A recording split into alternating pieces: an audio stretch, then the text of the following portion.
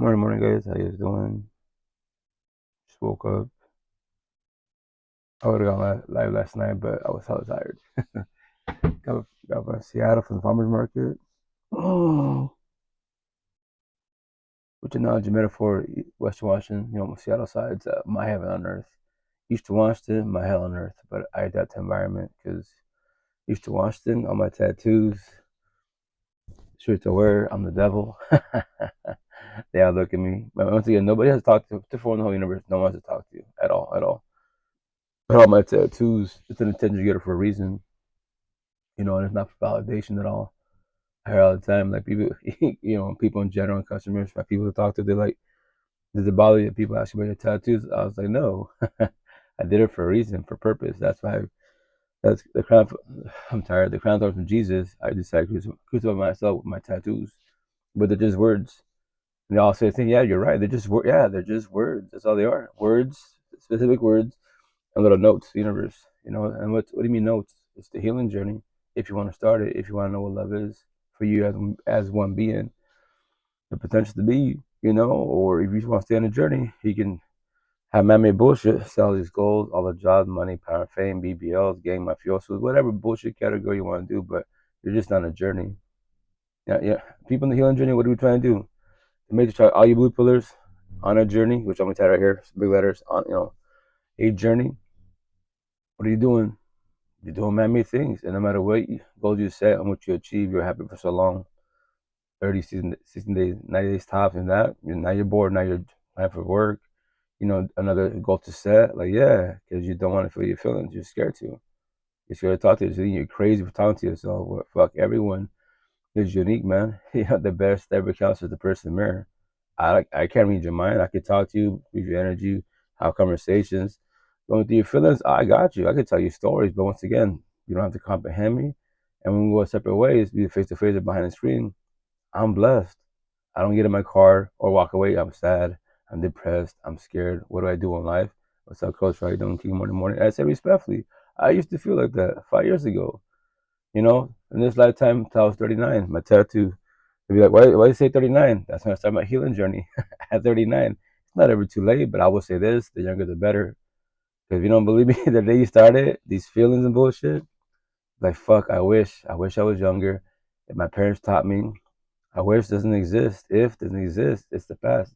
It's been written, but it's not ever too late. It's not. That's why, as I was taught, yo, you're older for sure, right? But here's the kickers: pay it forward. What? Pay it forward to the universe. Whoever you speak to about this, they don't have to comprehend you. Look, I'm talking to you. I'm about to tell you a lot of things that'll be like Japanese to you, right? But you take whatew you want to take with this. I love for that. That's what I do. It's a live podcast, 9 platforms, 9 cell phones. Eventually down the road, maybe back a couple more because I'm a little person. And this is how you reach the people. Technology, my cell phone tattoo. Use the phone correctly, Google, research, whatever you're doing, and it's all like use it correctly best as possible. Use it incorrectly. I love my wife, which I don't have one, but let's say I did. I'm emotionally cheating with bump heads. Go to the DMs, all that bullshit. And no one can blame a cell phone. It's the owner of the cell phone. So it's not the cell phone, it's not social media. It's the owner of the cell phone. Keep it black and white, straight to the point. And for everybody else, what I preach about doors, the door's right there. What? For the whole universe, the door is right there physically. If you're scared to leave, I'll open it for you. If you want to bring higher source, I'll say, you what? Guess what, King, Queen, God, Jesus, Allah, Buddha, Muhammad, the universe, the spiritual universe, my ancestors, your ancestors, reached out to me in my dream. And remember, I'm just a little fib. And they tell me to come here to open the door for you, to hold your hand. You ready to leave? Well, you complain about them, right? Are you ready to leave? No? We try tomorrow, a week from now, a year from now, whenever you're ready. That is your free one choice. And that's the shit scary. That's why breakups suck. Trauma bond sucks in every which way. The intent is not to get trauma bonded. You don't need your partner. You want your partner if they want you. Match energy, not take energy. And that's why I focus on that. Why? Because what does everybody bitch about? The big word all. The person by your side. Everyone bitches about them. In the beginning, like the Bible, which I'm a tatted army. In the beginning, ... All the religious people. Well, that's from the Bible, correct? The very first sentence. But I use that for everybody else. And we start in the beginning relationship. In the beginning is love. Yeah, everything starts with love. And it goes to toxic level. So when did it go toxic? What? When did it become toxic? What was red flags? You know what boundaries are? Let me teach you about boundaries, you know? That's what boundaries are? Yes. So they start passing boundaries, not respecting your boundaries. But to remind you, so you know the door is right there. How many, if you like count doors every day above ground, how many doors do you go through every day? But what's the door pain that we bitch about? Our home, our physical homes, every which way. That's why, as the being, I say, every day above ground are both your four walls, which are what both four walls? Your mental home upstairs, and then your physical home. You can be a gym rat, female, male, six pack, all that good shit. You're physically fit, awesome. What about are you mentally fit? Can you have these conversations? No, you have a lot of healing to do, but stay in the gym. You become sad, depressed, hit them weights, go for a run. That's cool. The vessel is very delicate. You're maintaining, but your mental, are you losing weight upstairs? Less depression, less anxiety, less child trauma, less bitterness with your exes? No, maybe not today. Try tomorrow. It's day. Oh, this healing journey is day by day, baby steps. There's no fucking what you gonna call it. It's not a rush, no process at all, man. At all. It's at your own pace. But as long as you keep working on yourself every day above ground, you're doing better. Excuse me, I want to say that because and the cool thing about technology, right? So like these conversations, it's an analogy metaphor. You might have heard this. Not, I'll let you know. Anytime you have a conversation with anybody, be it face to face, behind the screen, a post and shit, anyone in the comments, right? It's called conversations, DM type of situation. So everybody plants seeds. Everybody, all the universe, to have a conversation, you plant the seeds. Analogy metaphor. So as the highest source of beings, we're all what? Communication, and we're all messengers. Nobody, zero, has to comprehend nobody. They cannot look at you like they look at me. Eastern Washington, where I'm from, I'm fucking crazy. I don't care. It hurt my feelings. I'm crazy, but I'm blessed. All them same people go to church, Allah Buddha, as couples behind closed doors, toxic as fuck. And I know that. I know a lot of them. I used to be like them, you know. They don't know this conversation, and nothing against them because I didn't know this conversation 5 years ago. So on the west side, especially the Queens, I'm famous. Some kings reach out. We're talking vibe. The thing is, they don't. They get like a little offended or they get the guilt. I mean, yo, king, I did the same shit. Don't feel guilty, dog. It's the best part. I'm talking. You're talking to me behind a little fruit stand, right, in a farmer's market. I don't know you from Adams, so we're having this conversation about raw real life because my text got your attention, right? So, is your parents? Are you talking to your parents about this? Your family? Especially more on the male side? I doubt it very much. So why are we talking to each other? You see, I was you. There's my pop's money bags right there. He doesn't know his conversation. He thinks I'm crazy. Respectfully, he'll be like, oh yeah, tell my son, stop getting tattoos. I don't get offended. Some customers are like, oh, I'm sorry, your father. No, don't be sorry. He doesn't know his conversation. Because if he did, he would know what these words are. Respect is a language barrier. His English is not the best, right? My Spanish is not the best, so that's a language barrier between us. But even if I had like fluent Spanish, right? This conversation more likely would not happen because his mind's pretty much set, and I know that, and it sucks. That's why you start the healing journey. You go to the awakening. So the healing journey is very painful, first and foremost. All your energy is in your ex. Fuck them. Fuck the universe. Fuck. Yeah, you have the right to feel like that. That's the victim mentality. But the question is for everybody: for how long will you stay in the victim mentality? You could do years, but the sooner the better that you get out of the victim mentality, you go to the healing journey, and actually you go to the awakening journey wise, which is now it's the warrior mentality. Now you're evolving, so less energy in your ex, energy in everybody else, and now you try to feel your feelings. You stop your triggers for sure, but on the all no, you're not all energy on your ex, the breakup, the divorce, you got cheated on, ghosted, and everybody else right now. It's a little bit more on you. Now you're seeing people's energy be more observant, and then you see people in toxic relations like that used to be me. That's what I was saying. That used to be me. Yeah, I don't want to. I don't want to ever do that again. To avoid people that are broken, that are toxic, especially too narcissistic. They're on a journey. They're not on the healing. They can brag about everything man-made, and I'll trigger everybody, right? So here's the kicker: everyone that's too codependent, man-made bullshit. You can say God, Jesus, Allah, Buddha, Muhammad, but respectfully to call you out. Your God is what? Man-made bullshit. Your body, your beauty, your looks, your lust, your job, your money, your car, your home, and man-made bullshit. You can verbalize. You can go to halls, temples, say all that, but look at the way you treat people, especially your partner and your kids. But you want love. Actions be loud in the words every which way, just to let you know. Love doesn't hurt. It's highly impossible. If higher source is love, whatever your higher source is, how can it hurt? If they're on toxic relationships and you're in a toxic relationship, why? How? Respectfully, That's the shit you gotta break it down for yourself best as possible. And once again, Nobody has to comprehend nobody. Y'all can all call me crazy. It'll hurt my feelings. But the best part is this crazy person with all these tattoos. If you ever go to my platforms, you see me face to face. Love it or hate it, face to face, you see me. Face tattoos, neck tattoos, all these words on my body. There it is. And after the customers are like, don't mind me, I'm just reading you. That's the intent, man. Sir, enjoy it. You have more, yeah. Put my, oh yeah, more on your sleeve, yeah. My sleeves cover up. I have my chest. I'm working on my back. Gonna do your you gonna do your whole body? Like no. I'm just doing my forearms or my arms, my chest, and my back. What is it? Just more words, more notes. Universe, call everybody out. And like, why? I'm like to trigger people. That's all it is. The best part is words. What do you mean? And which I say, because no one really says this, right? Which I'm excited about it. So shit, how you doing morning, what you gonna call it? These words, these conversations, these languages, there's zillions of languages out there, have no feelings at all. So how's all the universes and their feelings about things that have no feelings at all? Make that make sense? That little saber tag on my back, eventually make sure it's hoodies, right? And the customer's like, she's like, what do you mean by that? Let me elaborate more, because I know it sounds like Japanese, right? So sad won't ever feel sad. Breakups won't do breakups. Zombies. Addicts and addiction will not be worried about becoming a zombie. And addicts and addiction. Child trauma will have child trauma. We beings will. Look at the animals. They're just chilling, flying around doing things. They don't worry about that I know of, what we're going through, because we have a language barrier. So we as beings worry about all this. So bullying does not worry about bullying. Depression does not worry about depression. You and I do. I did. I don't care for none of that stuff. I comprehend it now. That's the type of people at the time. I don't need people in my life. I want people in life if they want time. Match energy, not take energy. It's a two-sided friendship, two-sided relationship, not one-sided. Or if it's one-sided, you're the one that offers more love because you're more empathetic, then what are you doing there? The door is right there.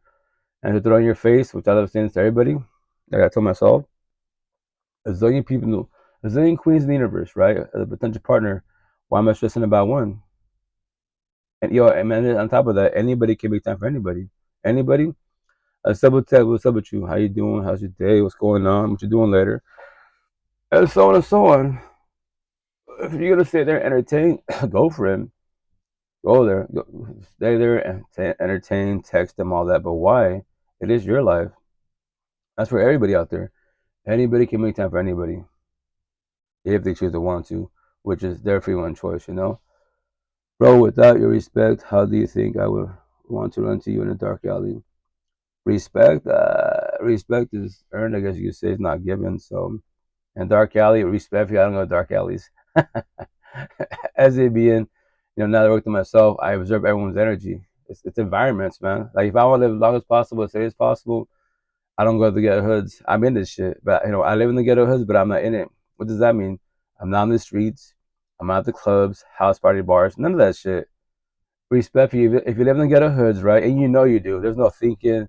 No, you know you do. And then that corny ass line, like wrong place, the wrong time, that's not correct at all. Far from the situation, because you know where you live at.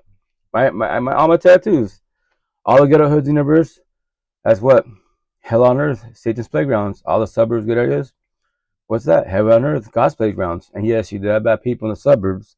They're narcissistic for sure, but they have money and power. They use man-made bullshit. Everyone, for the most part, uses man-made bullshit. Everyone does. What? How so? Like, you got the verbal threats, right? But anytime it's verbal, how'd you get to verbal? But then you say to call you out, but then you say you're a good person, a religious person, a spiritual person, a atheist person, but you're about to catch a case because someone called you a bitch, or they called your kid a bitch. It's a word that's wrong, sure, right? But the word bitch won't feel like bitch at all. To call everybody out, everyone wants to get physical, all these physical threats, verbal threats. I'm going to Ted Ahmed to call everybody the fuck out. A monkey can fight a monkey. A monkey can pull a trigger, but can a monkey speak? So are you a monkey narcissistic or a human empathetic? Use your words. Words get deeper than a knife. Get to the point. Or catch a case and go to jail, and prison, whatever, and then cry about it when you're locked up because now you can't do shit for your family. Should have thought about that every which way. You think you're the first person to get an altercation? Come on, man. That's why I just keep it simple. Anyone that bullies is not a good person. Keep it simple, man. If you're bullshitting, cracking jokes, that's okay. As long as the person's not getting offended. But if you continue on, then now you're bullying. So you're not a good person.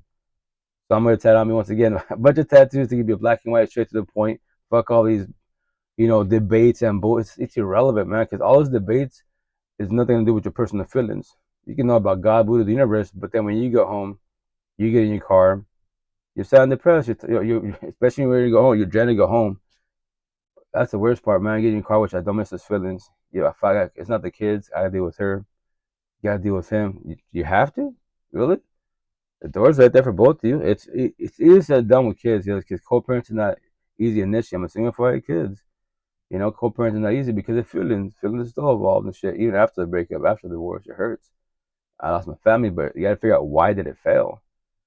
If not, fuck it, try again. This is my fifth marriage scenario, right? Like your fifth marriage, you haven't figured out what love is. Why'd you lose four? Why'd you lose 10? It's fucking mind blowing to me. I'm like, bruh, me personally, I was born as a Catholic, right? Like marriage, I'm not married. To get married, that would take a lot. That'd be you have to have like hella, what you gonna call it, trust and loyalty for the fullest, and for their wives that this is the one, quote unquote. But to forewarn you, everything starts with emotional cheating. Before the verbal, before the physical, before the DMs, all that bullshit, it starts with emotional cheating. Because no one really preaches about that shit. They'll mention it, but on the overall, it's just cheating. Like, yeah, before it gets to physical, before the DM, before all that bullshit, social media, quote unquote technology, yeah, it's easier to cheat because technology. Before you don't really cheat locally. You gotta travel, literally travel to cheat. Nowadays, emotional, shoot a text, whatever, and play victim, tell a soft story. Gas and manipulate, sell dreams. I love you, I want to know you, blah blah. Say all that. Oh, God told me say all that. Say all them terms, man. But I love my wife. I love my husband, and to call you the fuck up. But I'm a good person. I'm a religious person. I'm a spiritual person. I'm an atheist person. But you're about to do wrong. If you want to do wrong, go for it. Every which way, you're not a good person. A little bit of good, a lot of bad. And to keep it simple, black and white for the whole universe, no matter what you believe in, every day background, we all have what? Free will choice. What are you choosing? What are you doing? To be empathetic, the nice guy, nice girl, to be narcissistic, the bad boy, bad girl, fuck boy, fuck girl. A premeditated choice where you're not changing, you're choosing. Black and white, straight to the point. No years of therapy, counseling, conversations, debates. What? Today you be a fuck boy, fuck girl, and tomorrow morning you can wake up and what? And be the nice girl. Everyone's a light switch because we're based off feelings and emotions every which way. That's why when you make decisions with your heart, feelings, empathy, sympathy, you will always fall on your face. You always sell yourself a dream. You will sabotage your life because you don't know this yet. But you in a toxic relationship because you allowed it. Well, how do I allow it? Do you know what boundaries are? Date yourself. Do you know what your boundaries are? You know what your love languages are. You know what your standards are. What's that Japanese? There it is. You don't know. So that's why not knowing yet, when you start the healing journey, you allow it to happen. And to call everybody the fuck out, the door is right there. What? The door is right there. You can leave whenever you want to, man. That is your free will choice. No one's got to stay. The downfall is feelings, especially when kids are involved. It hurts a lot more when kids are involved. Like, fuck. I'm about, hey, what's up, time? Morning, how you doing? Kids are involved. Like, we had so much time in history. Yeah. But if you as a couple, toxic shit's over, respectfully, it's gonna hurt really bad. And that's what I tell everybody. Like, if you have a real support team, people have this conversation, you can evolve in life. I promise you can, right? And that's why you have these terms, mother and father. Fifth marriage, one is good. Right? That's the thing. Like, well, the intent is not to get to the fifth marriage, quote unquote. The intent is to be like one marriage and that's it. But nowadays, it's easier said than done. But on top of that, you should know first and foremost, you should know yourself. Like dead ass. Do you know you? If you don't, then you're gonna potentially fall to lust every which way. This cell phone, you bump heads, someone shoots a DM or multiple DMs, and now you're like, I got options. What part doesn't know won't hurt them. So what are you choosing? What are you doing? And then you claim to be religious, spiritual, atheist, good person, but you're emotionally cheating. Like nothing wrong with having platonic conversations at all. They're giving you advice and cracking jokes and bullshit, and they pick up when you're down. That's love and respect, right? But as long as you don't start catching feelings, if let's say scenario, you start catching feelings, and then you express your feelings, to them, you vent to them, and the idea they either, hey, no, I'm just here to be supporting, be platonic, no passing boundaries. I know you're involved with somebody, I don't make you feel good because conversation, energy, but once again, he or she should be speaking like this, but they don't have this conversation. That's why we're talking to each other, or option B, what is it? Antagonist to B. No, and here's the best card, everybody the fuck out. Like you know they're involved. you go through a breakup, divorce, they're involved with somebody, and you want to get involved with somebody, don't call yourself a good person, a religious person, a spiritual person, an atheist person. No, you're not. You're not a good person. A little bit of good, a lot of bad, because you're about to test the waters, quote unquote. Become the main chick side chick, do all that shit, and then catch feelings, and then make guess I manipulate, choose them or me. How can someone juggle feelings when they don't comprehend their own feelings? And my first baby taught me this shit. My first baby taught me this shit. Her tattoo. The way you meet somebody is the way you lose somebody. So you met them involved with somebody, and you lose them the same way. Their partner's hurting right now. You're making them shed tears. Now you become him or her. Now you shed tears because they're cheating on you. No way. I love karma, right? They might not cheat on today, 5, 10 years from now, but they'll do it again. And when they do, what do? Pay the road and tell a soft story, boo-hoo you, respectfully, man. Like, yeah, but that's the shit for everybody out there. Because we don't know those conversations. We don't really talk this shit. But nowadays, with technology, you got TikTok, man. The best platform in the universe, TikTok. You got these reels and shit. You sit there, and once again, it's the algorithm. So my algorithm, for you page, it's all live. I'm about to play a bunch of clips. Here's the best part. These clips are not my clips. You don't see what I see. You hear someone speaking, right? So the way in life, if you want to start the healing journey, you want to feel your feelings to comprehend your feelings to evolve in life. So anytime you have your positive triggers, whatever makes you happy, love, that's beautiful. That's definitely nothing wrong with love at all. Positive triggers. What you worry about is negative triggers. Anything that's negative, anything that takes your energy, you become sad, depressed, anxiety, PTSD, bitter, hateful. That's negative triggers, right? So that's the stuff you should want to work on. Talk to yourself. Who or what caused it and why? And then when you figure out who did it or what caused it, what are you going to do about it? So I tell people, live podcast, right? All my clips is all about feelings, all these categories and shit. And some are triggering, but it's for a reason. Here's the best part to remind you: it's not my clip. It's not even your clip. If it is yours and your magic your hair, say, hey, that's mine. Cool. What's your name on it here? I'll plug you up. I download every day above ground. I don't know how many I download, hundreds, because it's I have this app. It's quick, fast, and easy. Down to my phone. And then from there, just play a clip. And then after I play the clip, I file it. Because I'm a key techie. So let's say it's a clip of depression. So I put it in the depression folder. Let's say it's breakups. I put it in the breakup folders. Because anyone, like my one-on-ones, people in the streets, on these platforms, whatever, if I DM them to go into breakups, what I do? Got my cell phone, breakup folder. I send in videos. It could be TikTok. It could be from TikTok. I typically normally stick from TikTok, IG, and Facebook, Twitter, AKX, a little bit of them because I'm on there, but not really on there respectfully. So, I just DM them to that, and why? Because I know it's gonna trigger them because they're going through a breakup, and now you're watching these sad talks. Like the intent is not to sit on sad TikToks forever, breakups forever because it hurts, right? But as long as you try to feel your feelings, that's a positive. So, okay, I'm going through a breakup. Why did it fail? Or fuck these feelings.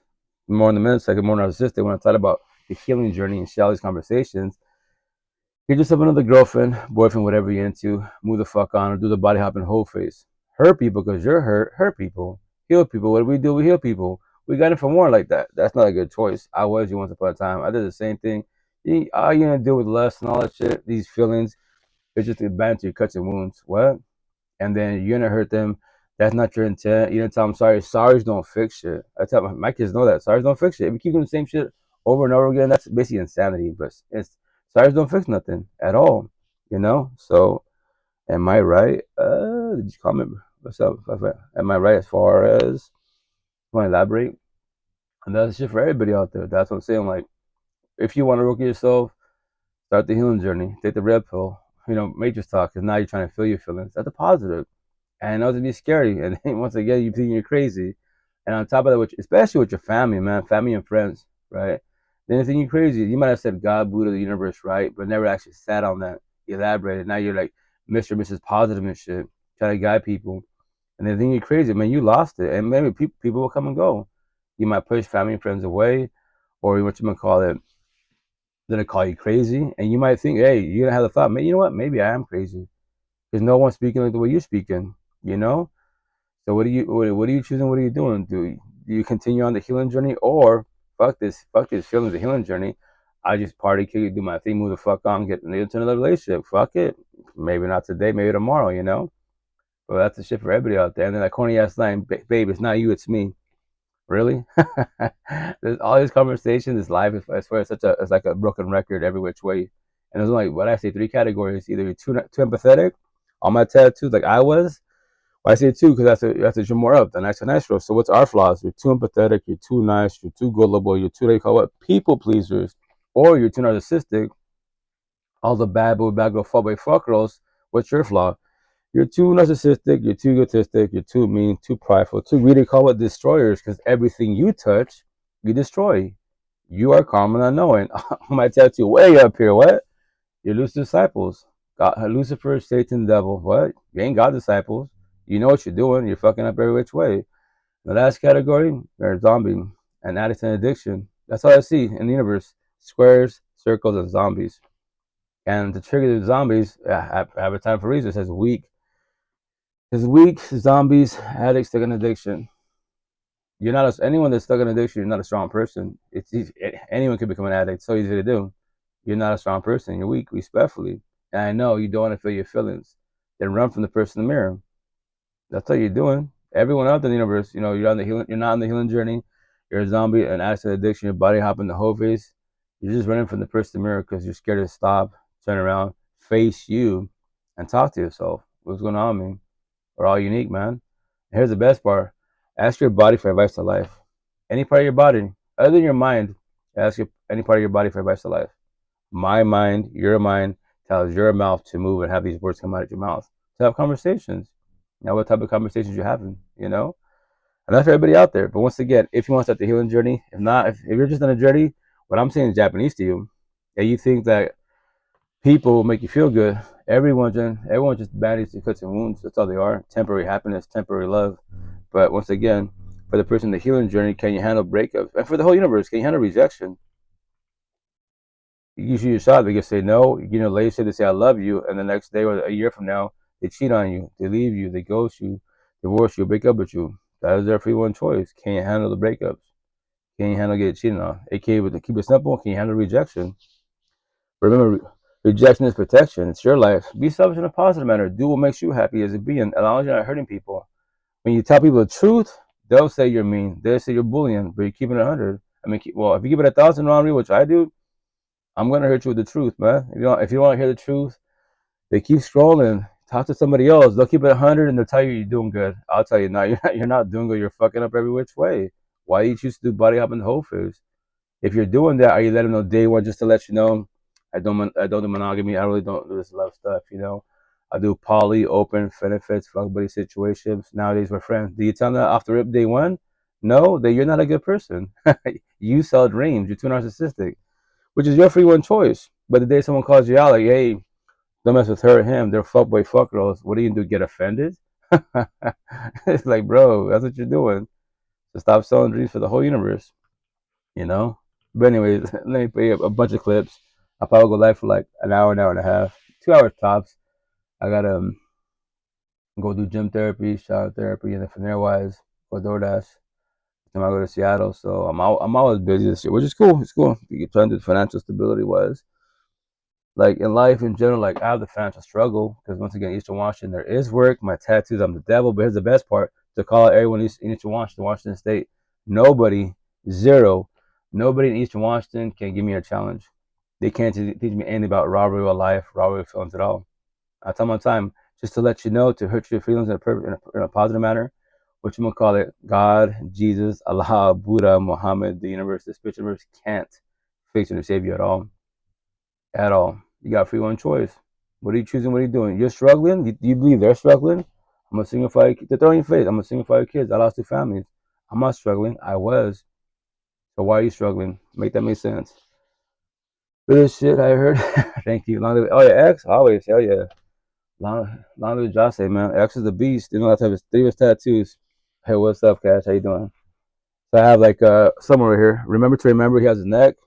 I fucking love that shit. And then the best analogy metaphor when you go through breakups, you know, especially middle school, high school, you lost a life. Like they ask you, hey, how you doing? I feel like I'm dead. I'm alive, but I'm dead. It's the best analogy metaphor because you wish you're not here, but you're here. But you're still dead because you don't know what to do. You're fucking, and that's why I tell everybody, like, winging in life sucks. Dead the fuck ass. Oh, yeah, no, how you been? I'm gonna start. Oh, are you? Hell yeah, do it to it. Like music therapy. Like, once again, like, everybody has their own gifts. You know, I'm not a musician. I'm not a poet. If I was, I'd be a beast. But I don't know how to compose words together. Like little sayings, small little sayings that I say, yes. But to do a song, to do poetry respectfully, no, it's not my gift. It's not my talent. You know, everyone has their own gift. My gift is talking. If I got paid to talk, I'd be a zillionaire. If there was my gift to trigger the whole universe. Everyone, every person from around, whatever you claim to be, like it's feelings. So when I speak or I play these clips, if it triggers you, especially on the negative trigger, like what are you doing with your sadness, depression, child trauma? Maybe not today, try tomorrow. It's day, but remember, the healing journey is not a race, no marathon. It is at your own pace. It's your feelings, not mine. I can elaborate, break it down to the fullest, but I can give you clips, hundreds of thousands of clips. Remember this: you're the only being that can do comprehension. Higher source and beings raw communications, right? And we're messengers. We have these conversations. We plant seeds. When you hear these conversations, when you plant a seed, you can water it. You want to water the seed, learn from the study, the research, whatever's going on, right? Or you can let the seed die. But even if the seed dies, here's the best part. I can talk about my personal experience. 5 years ago, May 3rd, 2020, I died. Not physically, emotionally, spiritually. Man, I just got up and left, squashed it, right? So, what I think, I fell back, and I was like, you know what? I heard these terms in 2000, 20 years, fucking 20 years prior, right? So I go on there, hey, what's on the run? How you doing? How's it going? So I go on there on Google and YouTube and type in what's an empath, what's a narcissist, what's the healing journey. There it is. I'm watching videos, people talking. I'm like, damn, all these years, I gotta start my healing journey many years ago, but it's not ever too late. That's what I claim about technology, cell phone. All the answer to life is palm in your hand. If you want to research your feeling. Nothing's ever too late, man. Nothing's ever too late. Right. Oh yeah, well, Nothing's ever too correct. late. Especially with the healing Chill journey. out, man. I just got back from the doctor, homie. Look, it's fine. You want to kick me out? That's cool. Oh no, I'm not kicking you out. No. This is a live podcast, King. I was reading, I'm reading comments. So no, I'm not kicking you out.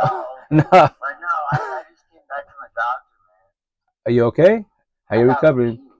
Leukemia? Oh. No, I got leukemia. Prayers to get better soon, brother. Man, it's very aggressive leukemia. I'm sorry, brother. I'll be gone, and the doctor said like 8 months. 8 months? Well, prayers you live longer than that. Like positive thought best as possible. Yeah, pray to God, man. Pray to God, man. Like for real, like pray to God, pray to everything, man. Like pray to that shit, man. Like fuck. But for real though, I'm ready.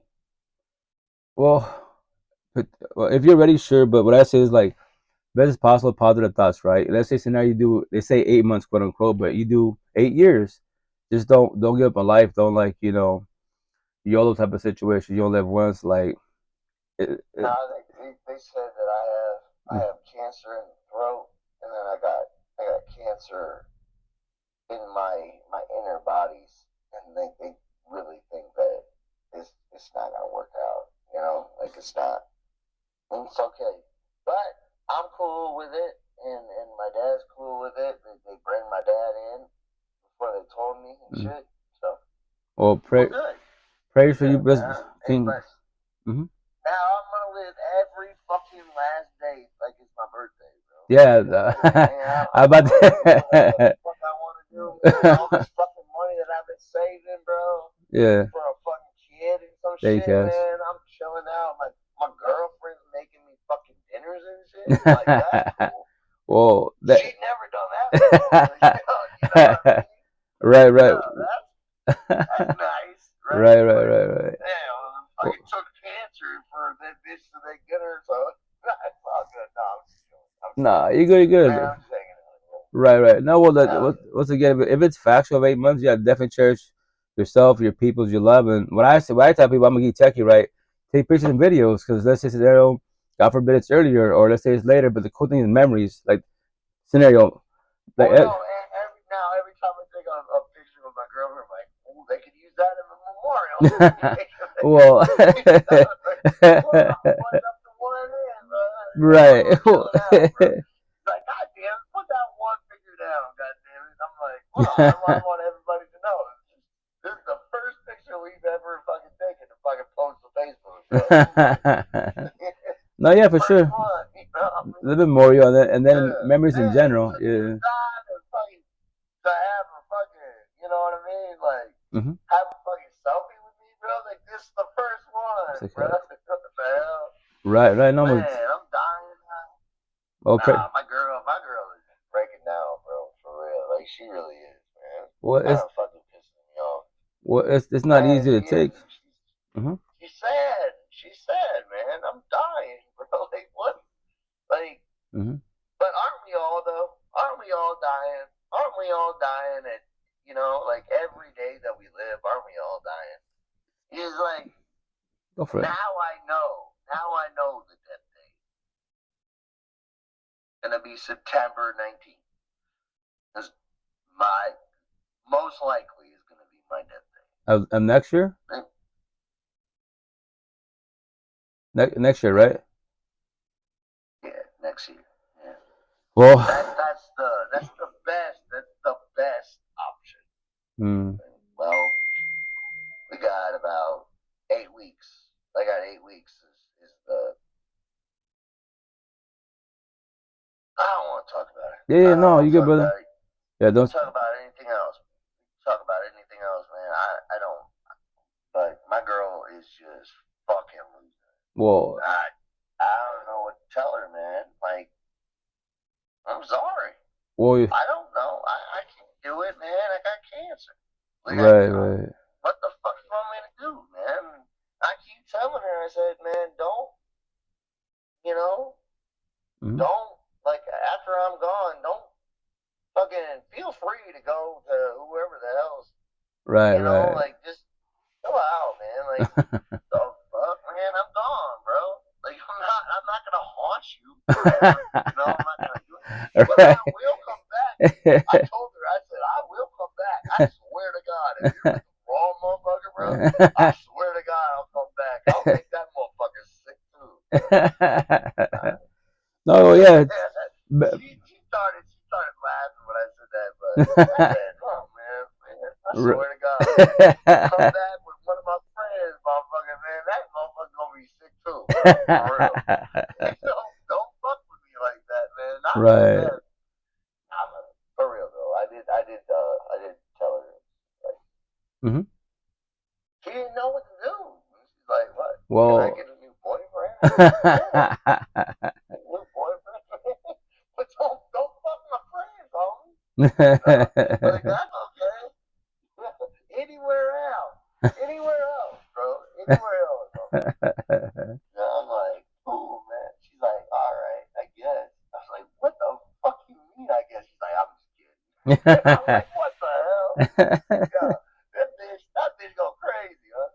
Nah, she cool though. She cool. That girl's man, I love her to death, man. We've known each other since high school and shit. So. Okay, lovebirds. That's cool stuff. Love that girl, man. I love that girl to death, bro. That's beautiful. But, yeah. Right. Fuck my friend. It's not gonna be good. She wouldn't fuck my friend. Yeah. I know exactly what she goes. Man, she gonna fuck my next door neighbor. Man, that man is very attractive. Very attractive. Man. Man. Pretty boy. She gonna be living in my house after I'm dead and shit.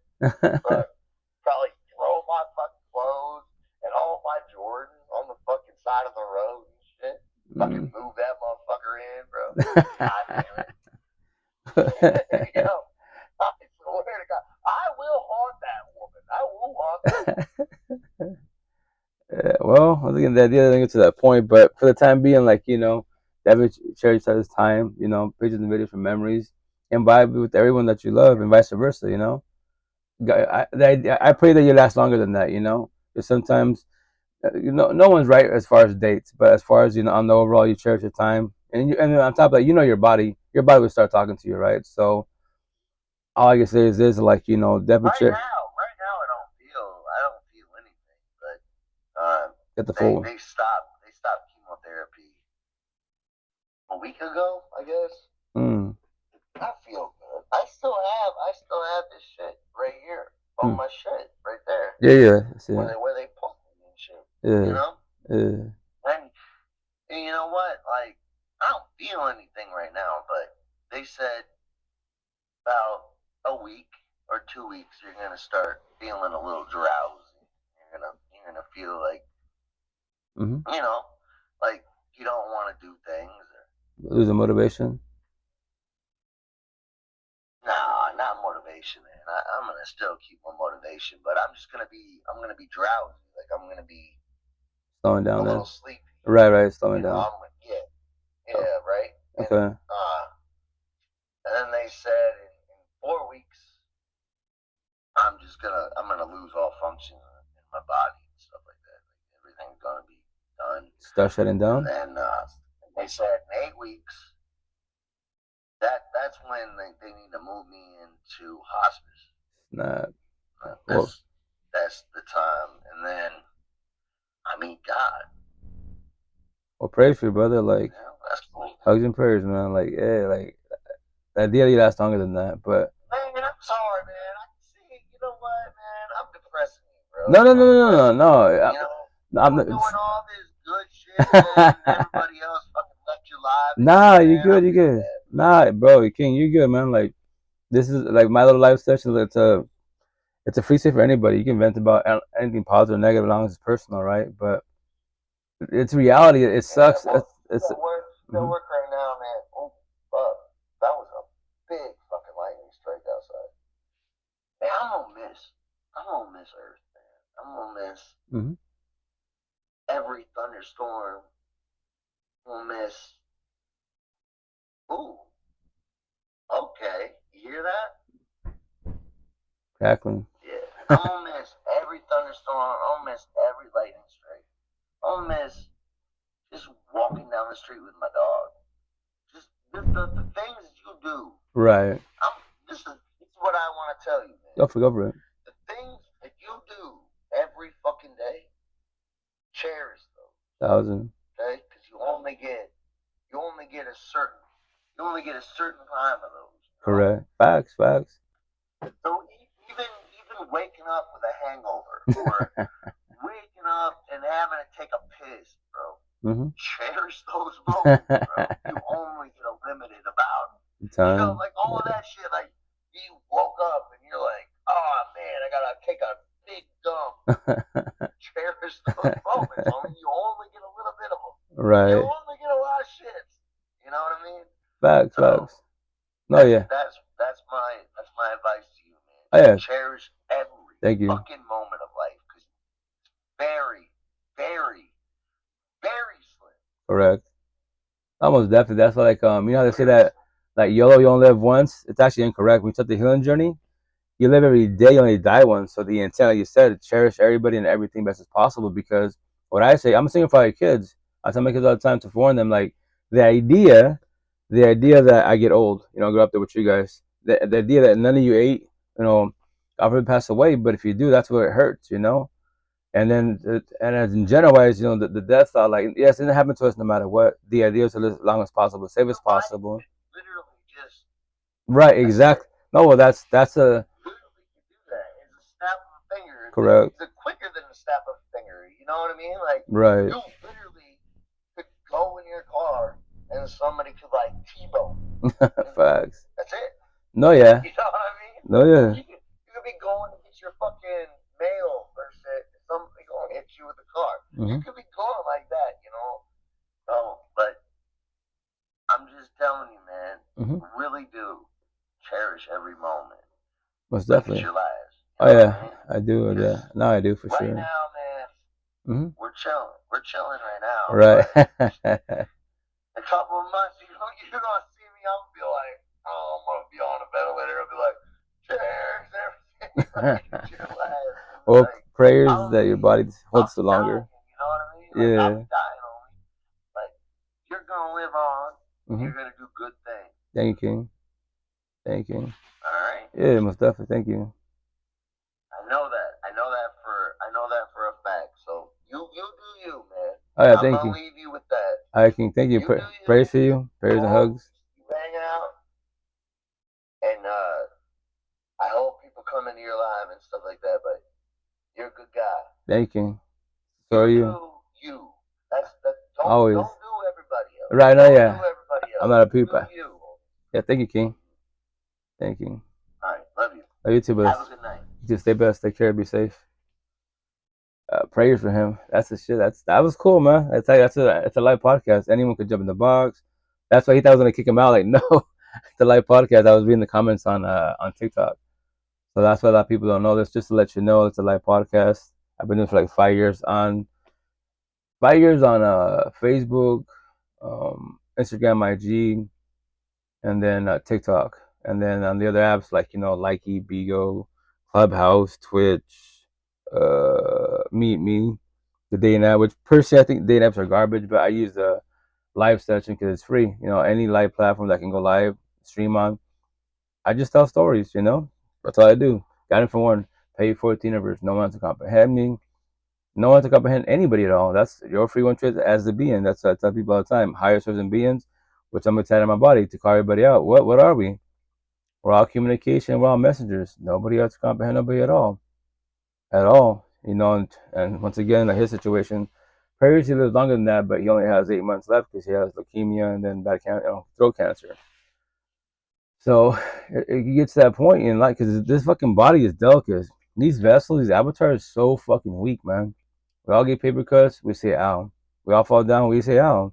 I tell people at the farmers markets, look at all this produce, right? I can literally grab all this produce, dump the shit in the floor. It won't ever say ow. It won't flinch. If I push you, right, you push me and we're falling, it's gonna hurt. We know it's gonna hurt. So take care of your body, so body takes care of you, and that's the avatar itself, right? And then what about the mental health? What about upstairs? All these people, yeah, you're gym rats, cool, you're physically fit, awesome, but are you losing weight upstairs? That's depression, that's anxiety, PTSD, suicide. Are you losing that, or are you gaining that? And once again, what makes life harder is the person by your side. That's what I preach about. Not knowing. I'm born as a Catholic, right? So like I heard the term Buddha. Then in Seattle, Buddhists, Christians, all types of categories, all types of beliefs, all types of religions, right? Taste of rainbow, which is beautiful. I tell people like if you live in small cities, right? I'm gonna say you have to. It was a little. How you doing? How's it going? What you gonna call it? Yeah, I follow you. I got you. But what you gonna call it? Try the big city for 1 year. You have all these cultures and stuff. You might learn from somebody, right? That's why I promote the shit out of Seattle, right? I love Seattle. And from there, wise, I heard Buddha many, many times, right? I do DoorDash. I do the farm market with my pop. I'm always driving. I'm always on the road, right? Technology, Spotify. I just type in, Buddha teachings, and the first one pops up like motivational stuff, right? The second one, Safi Tim. That was, a beast. I love the way he speaks, and he's still alive to this day. Actually, through the DMs, because technology, a cell phone, right, Wi-Fi and shit. We went back and forth through a Facebook Messenger and shit. And he's born raised as Buddhist. I asked him, so how long did you know all of what you're teaching? It was not. I barely started speaking like this at 49. I'm 18 or hard, just turned 44. And I was like, so you're born raised as Buddhist? Like, yeah. So you didn't, it was without like, everybody reads. You're born as a Catholic, right? You read the Bible, right? But did you comprehend it? If you comprehend the Bible, you had a better outcome, but you didn't. A lot of us don't comprehend. We just read. You can say you read the Bible, the Quran, whatever, a billion times, but you're in toxic situations, toxic relationships. How's that working out for you? So you're not comprehending what you're reading. That's why, especially the queens, right? I do so many one-on-ones. They be like, he's not hearing me. Yo, queen, I listen. He's hearing you. He's listening. He's watching, observing, study. He doesn't comprehend you. Everyone preaches about communication. A, communication. What is B? Comprehension. That's why, especially, friendship is sure fun, but relationships. If you're talking to your partner about these, and you guys bigger about the same subject, word for fucking word, as one being, if you know what you're talking about, what are you doing? Communication and comprehension. Your partner's hearing you. They don't obviously they don't comprehend me. They don't comprehend you. Literally, so you're talking to a wall. You have a better chance talking to a wall. So for everybody out there, if it's toxic, the door is right there. And that's why Buddha teaches mind and body, which is fucking beautiful. Keep it simple, black and white. 2,500 years ago, he figured this shit out at 35 years old. Kept it simple, mind and body. And I love the way he speaks. He'll be like, I'm the doctor. Obviously, then the term mental health was not a term yet, right? Keep it to our times. You have mental health issues, sad, depressed, anxiety, PTSD, all my tattoos. So my teachings is the medicine. I'll give it to you. You do whatever you want with it. Take it, throw it away. That is your free one choice. I won't sit, and like he said, I'm too busy. I'm not gonna. I talk to many people. I'm gonna sit and wait for you, so you can come whenever you want to. But I don't chase people, which is beautiful. That's what I do. I would ever chase an adult in my life. I chase kids in general, because that's my inner child. But adults, yo, go fuck up. All this technology, man. You got ChatGPT, C.AI. If you're scared because you're too introverted, you're scared that people are gonna judge you, then guess what? Use ChatGPT, C.AI technology. You know, coding and shit. There it is. It ain't gonna be respond to you. It's not a laboratory or nothing. You have a conversation. Me, I test the AI, have full conversations, and what I preach about, raw real life, raw feelings. Ask all these questions. What causes breakups? What causes depression? How do you start the healing journey? You know, and it elaborates. That's it. It elaborates and answers my question as best as it can. It's not gonna say that you're dumb, you're stupid. Why you're talking to me? No, human beings will say that shit. But just to let you know, anybody that bullies you is not a good person. Anybody. I don't give a shit who you are, what you claim to be, therapist, priest, Buddhist. I don't care. You're not a good person. Bullying is wrong no matter what. No matter what. That's why I'm gonna tie my back. It's gonna say, I believe the term is to say, how can you be a bully dash racist? Oh, I'm tired and think you're a good person. Oh fuck! And think you're a good person, a religious person, a spiritual person, a atheist person. Make that make sense. You're not a good person. No bully is a good person. No atheist. I mean, atheist. Take it back. No racist is a good person. And then you want to have families and kids to teach them to be like you. Yo, you're not a good person. Check your inbox. Oh, Eliza will after this live session. Thank you, Queen. And that's for everybody out there. To keep it simple, no use of therapy, counseling, debates. What? I go to church. You're a bully and you're a racist and you go to church. Talk about God, Jesus, Allah, Buddha, Muhammad. Say all them terms. Do you higher source would be a bully? Higher source would be a racist? I doubt it very much. They'd be toxic. They'd be fuckboy, fuck girls. I doubt it very much. So why are you that? Make that make sense. That is your free one choice. You say the devil made me do it. Yeah, point the finger. Have excuses in life. Everyone that has excuses in life and point the finger and they say that they made you do it. My tattoo is SOS stuck and stupid. 1+1 equals 3 wrong answer. That's excuses in life. Why don't you tell the truth and be, you know what, I did fuck up. Now I'm gonna work on myself to change my ways.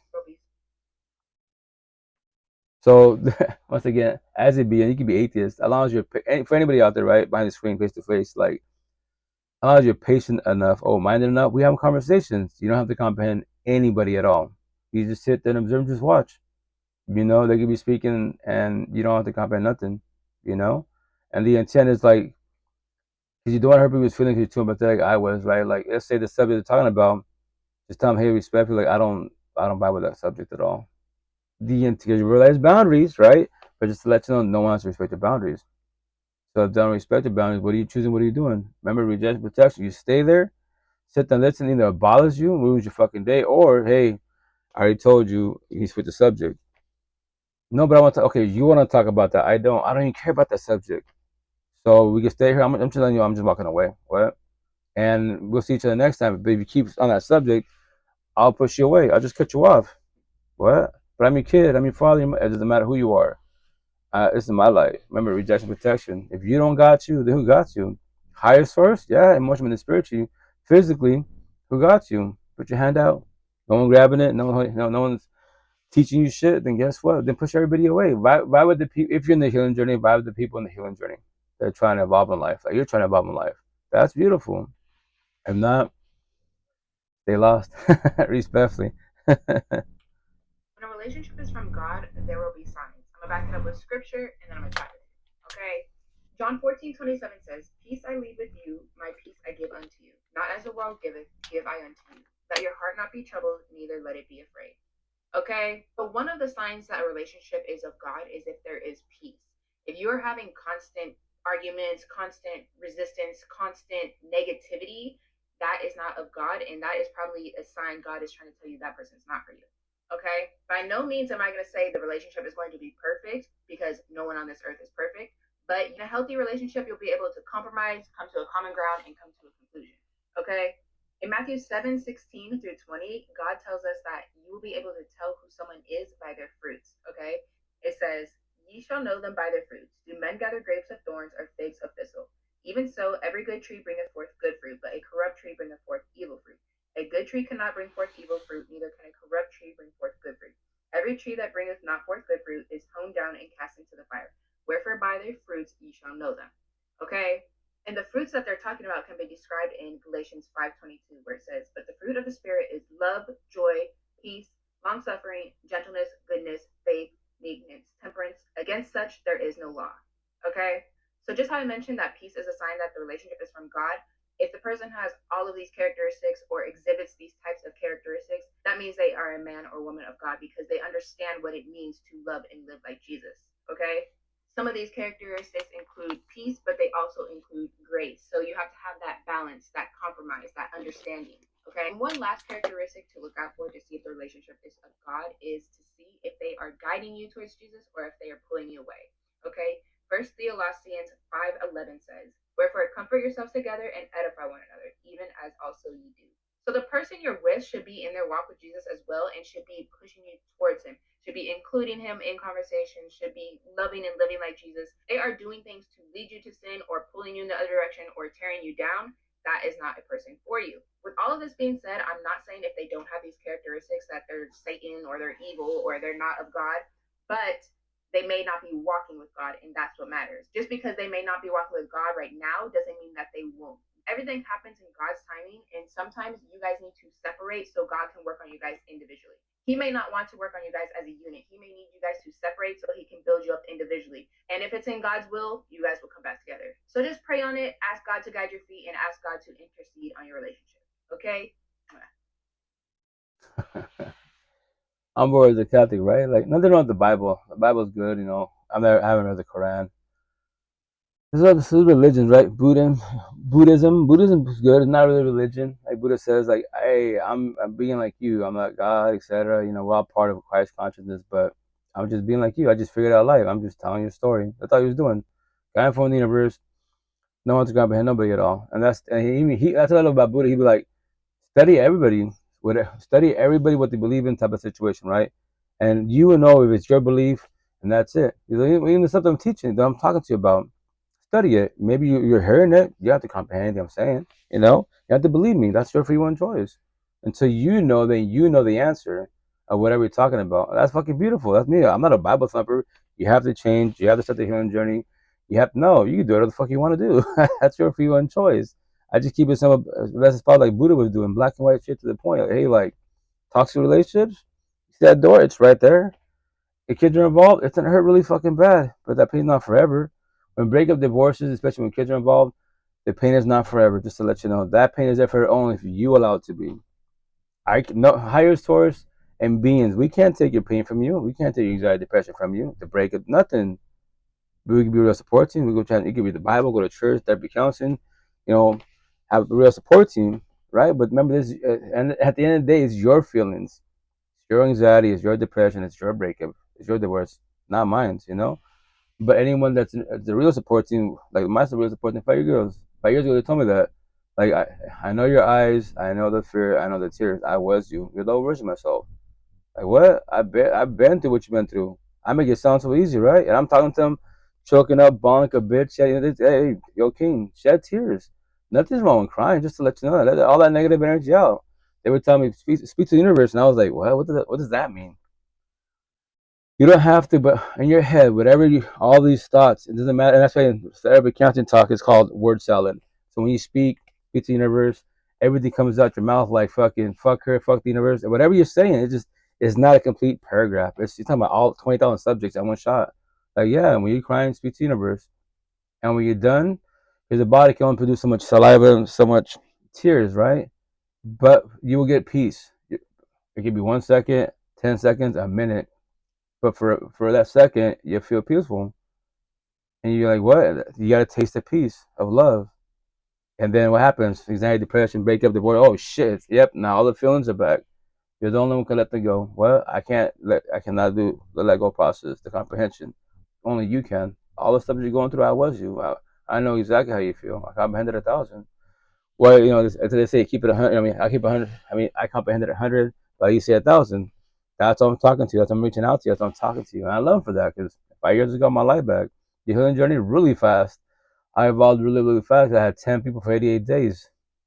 And they taught me all this best as possible. Like, I would say, like, I don't know, 75%, 80% of the stuff that I say, it's their stuff. For 10 people, I mean, for 88 days, I had 10 people on my tattoos. I can ask 10 people the exact same question. Some have the same answer or different answers. Or some like, oh, that I don't know. I have no idea what just asked me. Like I first time I ever heard that question. It's a real good question. You know what? I'm gonna go study that. Cool, you know. Everybody has some beliefs. You know, not everyone has the answers to life. Me personally, as a being, I keep it simple best as possible, so you don't have to sit there and be lost forever. And once again, you don't comprehend anything I'm saying at all. You don't comprehend nobody. But if you want love, you know, families, partners, and bullshit, and kids, yo, you gotta know what love is. I tell everybody that. You know what love is. Oh shit! Oh, excuse me. Sorry. Do you comprehend what love is? If you knew what it was, I promise you 1,000, you will not be in toxic, love, broken, codependent relationships. All the shit I talk about, the clips that I play, you will not stay too long. You would know, you know what? I can leave. What? I can leave. Kids or no kids, it's my life, my free one choice. My time has run out here. They're not trying to work themselves. They're not trying to evolve. All they want to do is bicker and fight. You know, they're being mean with the words. I gotta go. I tell the whole universe that, yo, you ready for that? You know, rejection protect. Can you handle rejection? That's the shit. And they're saying on your part, you did everything best as possible. Then you did your part. You said and done initially, but don't question your self worth. Maybe you could have been a porn star, give them $1 billion. It's not you, it's them. On their side of life, they're not satisfied. And that's just for everybody out there, man. You can wake up one day, and once again, it's not just one day. It's to prepare you in a positive manner. It takes time. It's all the red flags are there. Less texting, less calling, less TOC. Everything is there. It's happening. It's failing. And your side, you're trying to, you know, if especially you're in the healing journey, not in the healing journey, if you're a people pleaser, you'll do whatever you can to keep the relationship going, keep the spark going. Like, no, it's just pretty much ending. And that's why all the red flags are there. That's why when you get to that point, my situation, I don't need a partner. I want a partner. You know, 3 years single now. There was two potentials. The first one, too many red flags. And I'd answer a question, but I don't know. Here's the best part for everybody. You can ask questions, or you sit to just observe people, study people. You know, only God can judge me. Everyone has right to judge. I get just. I want you to judge them. Judging people is actually communication, and you're observing them. Now, do you comprehend them? Can you comprehend them? And that's the cool thing with everybody out there. You don't have to talk to nobody to see if they're. But my tattoos, you're a square. Then actually, you're an empathetic person. You're a circle. You know, too narcissistic. You're a bad boy, bad girl, phobic fuck girl, or you're a zombie. And that's an addiction. That's all I see. I see squares, circles, and zombies. We just want to say I don't care about religion, culture. Yeah, yellow, brown, awesome. Yeah, blue pill conversation. I'm a brown person, Hispanic person, Mexican American, Chicano. Rebel conversations. I'm just a being. I'm just energy. We're all energy. That's like every shit about positive energy, negative energy. If you're a zombie, obviously you're negative. You can't be a once again my tattoo is a zombie and add an addiction and say you want love. You don't love yourself at all. Why are you a zombie? Why are you an addict and addiction? And you can offer love, and that's respect to everybody out there. Like, yo, how can you be a square, that nice and astro, and you date a zombie and act an addiction? Make that shit make sense. You think you're the one? Nobody is the one for nobody at all. To forewarn you, you don't comprehend that. If you believe that maybe I'm the one that can give them love, change the ways, go for it. Go fall on your face. I pray for you. I go my day. I was you. I have compassion for the universe. I don't feel sorry for the universe because I was you. No one taught me this shit 5 years ago. And if it doesn't exist, I wish it didn't exist. But here's the kicker: technology. We're so blessed with technology. When we start the healing journey, look for these specific words. What's an empath? What's what's an empath? What's a narcissist? What's deflection? What's projection? What's gaslighting? What's manipulation? Trombone, soul ties, twin flames. The healing journey. Pray. Yeah, no, yeah, you can definitely pray. Prayer is good. Whatever you pray, I have my tattoos. I forgot one word, one person, which I'll get tatted in my next session. But anyways, whatever you believe, higher source, God, Jesus, Allah, Buddha, Muhammad, the universe, the spiritual, your ancestors. That's nothing wrong with that. If they're a higher source, quote unquote, and their love can't hurt. It's highly impossible. Toxic love hurts. What's toxic love? You love somebody that doesn't love you back. You do not want toxic love at all. And toxic love, which I'll tell my back, costs you everything emotionally, mentally, spiritually, physically, financially, potentially even in your own life. Because of one person, a zillion people in the whole fucking universe, why are you stressing about one? You want love? Cool. If you want love, quote unquote, do you know what love is? Do you comprehend what love is? If you knew what it was, I promise you 1,000 on my tattoos, you would not be in a toxic love, broken, codependent relationship. Bible talk, right? What's the first line in the Bible? In the beginning, what does everybody say? They get about relationships. In the beginning, yeah, it was love. Everything starts with love. So when did it go to toxic love? When did it start failing? When did the sparks start ending? That's what you got to figure out. My next tattoo, let's say I have a partner. Let's say I had a partner, right? I learned day one off the rip. Hey, baby, just to let you know, see my neck. It's on my tattoo. I mean, it's on my neck tatted. I am not your ex nor exes at all. I am today, the now, the present.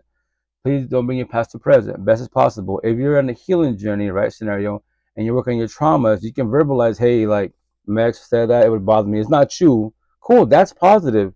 You're forewarning me, and I try to avoid saying that word, that sentence, that subject, best as possible, you know? And that's where you have this conversation, communication, comprehension, best as possible, you know? The server is only temporary, 1,000. Path to inner earth is optional if you could live without. Attachments all have programmed to have around. Facts, no, facts, very factual. That's why this body is the vessel. That's all it is. Like, man-made BS, as it being, I don't care about man-made things. I don't. I care about love. Usually, especially the potential partner. Like, I love you. Traditional, anyone can say I love you. But I said to the queen, my one-on-ones, you know, whatchamacallit. Hey, number one, how you doing? How's it going? Like, the body's whatever. It's just part of it, but it's not all of it. Hello?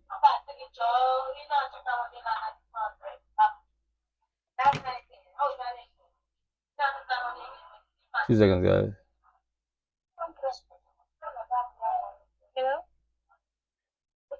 Anyway, whatchamacallit, so that's just the body itself.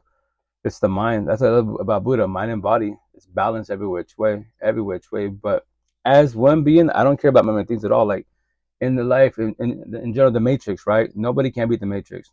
Nobody, not even these elites. They're all miserable as fuck, right? So what do you do in the Matrix? What is it? Job, money, car, home, but balance. Scenario. For years at being, you can work at McDonald's, have a little Honda, and a little studio. You live in a tent if you want to. You get in a little RV van as one being, you as a being, because it's your life. As long as you're happy and you're blessed, that's all that matters. Then, and just to call you out in a positive manner, to warn you, anybody that bullies you is not a good person. It doesn't matter what they claim to be. I'm good, religious, spiritual, Buddha. It doesn't matter. Nobody should be bullying nobody at all. Kids, they don't know this conversation yet. Got to forewarn them, right? But as adults, no, because I'm the one that calls y'all like, yo, why do you believe in God for? You go to church, right? Why say Buddha? I know 1,000 Buddha's love, quote unquote, higher source, the universe. They won't hurt me at all. They'll hurt me with the truth because I don't want to hear it, but not to bully me in general. No. So they can be, oh, I got a better car, I got a mansion. Yeah, but here's the best part for everybody, for the whole universe to call everybody the fuck out. Behind closed doors, how are your parents? How are your best friends? How are your grandparents? That's what matters. You have everything man-made in the universe, right? Man-made richness, attached to you, blue pillars. You brag about everything man-made, but you don't brag about your partner. We all know you're toxic as fuck, and you go to church for no fucking right. Which I to call everybody out for no reason. On my tattoos, my shoulder to call everybody out if you're empath or narcissistic. You know, God is good, right? Religious talk, but are you good? On both sides. God is good, but are you good? I'm making sure that Hoodie says that. What? What does that mean? Can you read? God is good, religious people, right? But are you good? Are you living the life of God, Jesus, Allah, Buddha, Muhammad, the universe, the spirit, your ancestors best as possible as one being? If you are, then you are blessed as one being. My back tattoo on the very top. On my back, I'm doing a cross tattoo. So a bunch of words, right? My passages, my notes to the universe. Around it will be a cross to attract all the religious people. Oh, God. Well, it says God and Jesus in the very top. But read all of it. And I forgot to put Muhammad. A little tip to, you know, when you do tattoos, I cheat. Everyone's like, your tattoos hurt? No, I cheat. What do you mean cheat? I use Fireball. I get buzzed on cloud nine like a champ because I don't want to feel this. This shit hurts, man. Everybody has their own pain tolerance. This vessel is weak, right? So, but my tattoos, they're easy. I'm probably the easiest client in the whole universe because like 99% of my tattoos, they're just words. That's all they are. Words. Positive words, negative words to trigger you. If you read them, and here's it, before you read the words of my body, right? And you're having a good day, love the universe, Buddha, whatever you believe in, right? Nothing wrong with that. And then you read these tattoos, these petty ass words, and it triggers you in a negative manner. You know, like, for example, a big triggering subject says slave masters, fuck your feelings. People think slave masters in Seattle, they'll be like, so is that like slavery in times? I go, that's man-made slavery. I go, every day above ground, slavery happens. How so? Scenario, I got kids. If I'm verbally abusing my kids, if I'm physically abusing my kids, right? I'm the slave master. I say fuck their feelings, and they're my kids, and they're my slaves, right? If you're in toxic, like broken, codependent relationships, typically the males were more narcissistic, so I'm verbally abusive, emotionally cheating, breaking shit, being a fuckboy, whooping her ass, right? But I love God, and she ain't going nowhere, so I'm her slave master. I say fuck her feelings because she's trauma bonded, and I know she ain't going nowhere, and she's gonna pray for how manifest that God, Jesus, Allah, Buddha, Muhammad, the universe, the spiritual universe, her ancestors magically will wake me up one day, and I love her like she loves me. And I know the answer is not gonna work in her favor because I was her. My first baby mom, 12 years too fucking long until I finally left. It's a long time. 3 daughters deep, but here's the kicker. Like everybody else, I was on a journey. Born as a Catholic, God got me. That's respectfully say this. Trigger your subject. If God, Jesus, Allah, Buddha, Muhammad, the universe, the spiritual, your ancestors can do it for you, how is that working out for you? And when people say, "Oh, that means God's not powerful," really? Black and white. Every day above ground, we all have what? Free will and choice. What are you choosing? What are you doing? To be empathetic, the nice and natural, to be narcissistic. The bad boy, fuck boy, fuck girl, a premeditated choice where you're not changing, you're choosing. So God's not powerful. He gave you free will and choice. No one puts a gun to your head. I have a little tattoo for little angel, whisper, little devil, for God, I'm saying, man, I got for Lucifer, the devil, Satan. Every day above ground, they talk to me. To everybody. That's why you have conscious, God, subconscious, Lucifer, the devil, Satan. Now, what are you choosing? What are you doing? Scenario. If I have a wife, she's empathetic, lovey-dovey, everything's phenomenal about her, right? Cool. I can wake up, but you know what? Yeah, you're blessed with her, etc. But look at her. She's younger, more beautiful, etc. Why? She'll get better TOC, everything.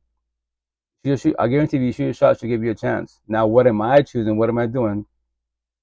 God says, you shouldn't leave. You're blessed, man. You're a badass individual by your side. Why do you want to become greedy and get more? And they'll like, don't listen to God, listen to me. Like the cartoons. Now, what am I choosing? What am I doing? My free will choice. But once again, everybody has their own terminology. If you want to say this, have that belief that God can do it for you, higher source can do it for you, then go fall on your face. The door's right there. We all bitch about our partners, right? Toxic relationship, when it goes from love to toxic love, we bitch about them to all universes, to your therapist, to the teacher, to the priest, to the Buddha, whoever it is, whomever it is, social media. So once again, we all say like, toxic relationships are hard to leave. Nah, toxic. Hey, number one, how you doing? Toxic relationships are easy to leave. I gotta go to work. She's gotta go to work. See, I just left it. The problem is this. The dilemma is what? It's hard to go back. So I'll call you out. Why do you have to? Choose I want to go back to the person you bitch about to everybody every day about ground. You have nowhere else to go to, you know.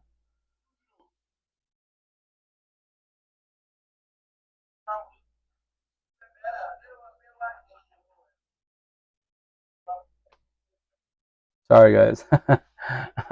On these apps, like I'll say hi, whatever, sure, I guess. But if I know there's language barriers, I won't. I'll just boot you respectfully. Like, hey, like I don't speak your tongue. We can have basic conversation. Hi, how's it going? How's life? God loves you. Like, okay, I've heard of that. Thank you.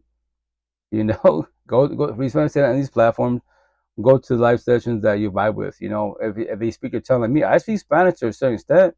I was telling I said a customer like, you speak Spanish? Like I do. I speak more Spanglish. I'll be like Spanish in my head. Oh shit, my dribbles are running. Like I forgot that word. I don't use the word. I go to English. If not, I got my cell phone. Google. Hey, what's this word? What's it to English? I mean, from English to Spanish. I'm like, oh, then I remember the word because guess what? I don't use Spanish all the time. And my kids tell me, Dad, why don't you teach us Spanish? I go, Papi, Mommy, don't worry about it's a fucking language.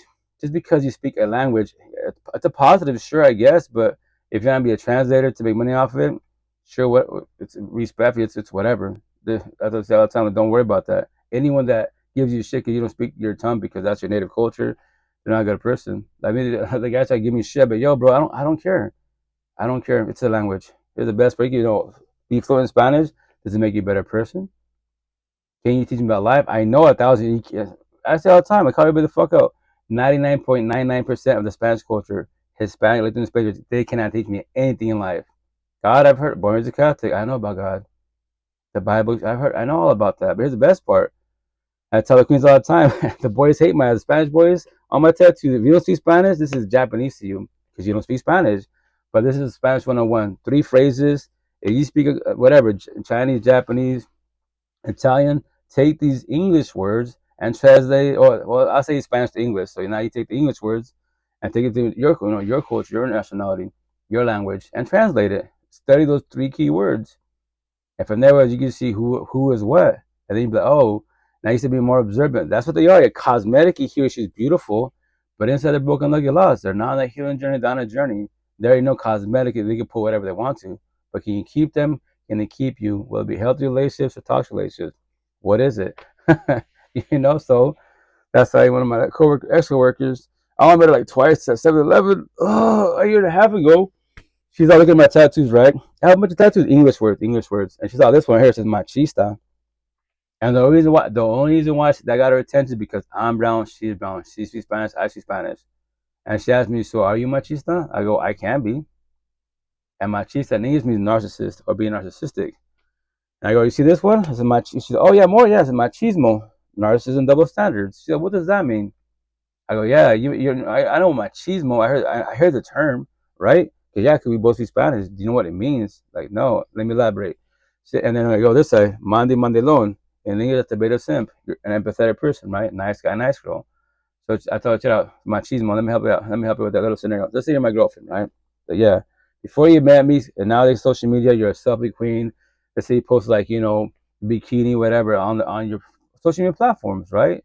And I'll gas and manipulate. In the beginning, because I'm lovey-dovey and bullshit, I want to reel the fuck in, be my partner, all that shit, shoot my shot. If I say yes. So in the beginning, it's love. It's consistent as possible, right? But little by little, on control, you be narcissistic, machista, and bullshit, the machismo. Babe, if you love me, to gas and manipulate, you remove that picture.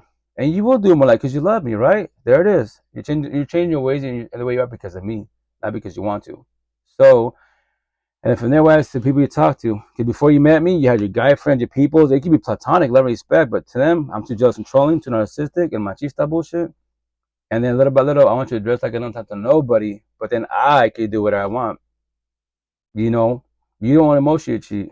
She's like, what's that scenario? Once again, I'm the machista, boy, narcissistic, machismo. So in front of your face, nothing wrong with looking at females, but I'm staring, gawking like I've never seen a woman in my life. In front of your face, and you catch me. I see you catch me, but you won't say shit, right? So I'm passing boundaries. That's called emotional cheating. There's the first fucking red flag every which way.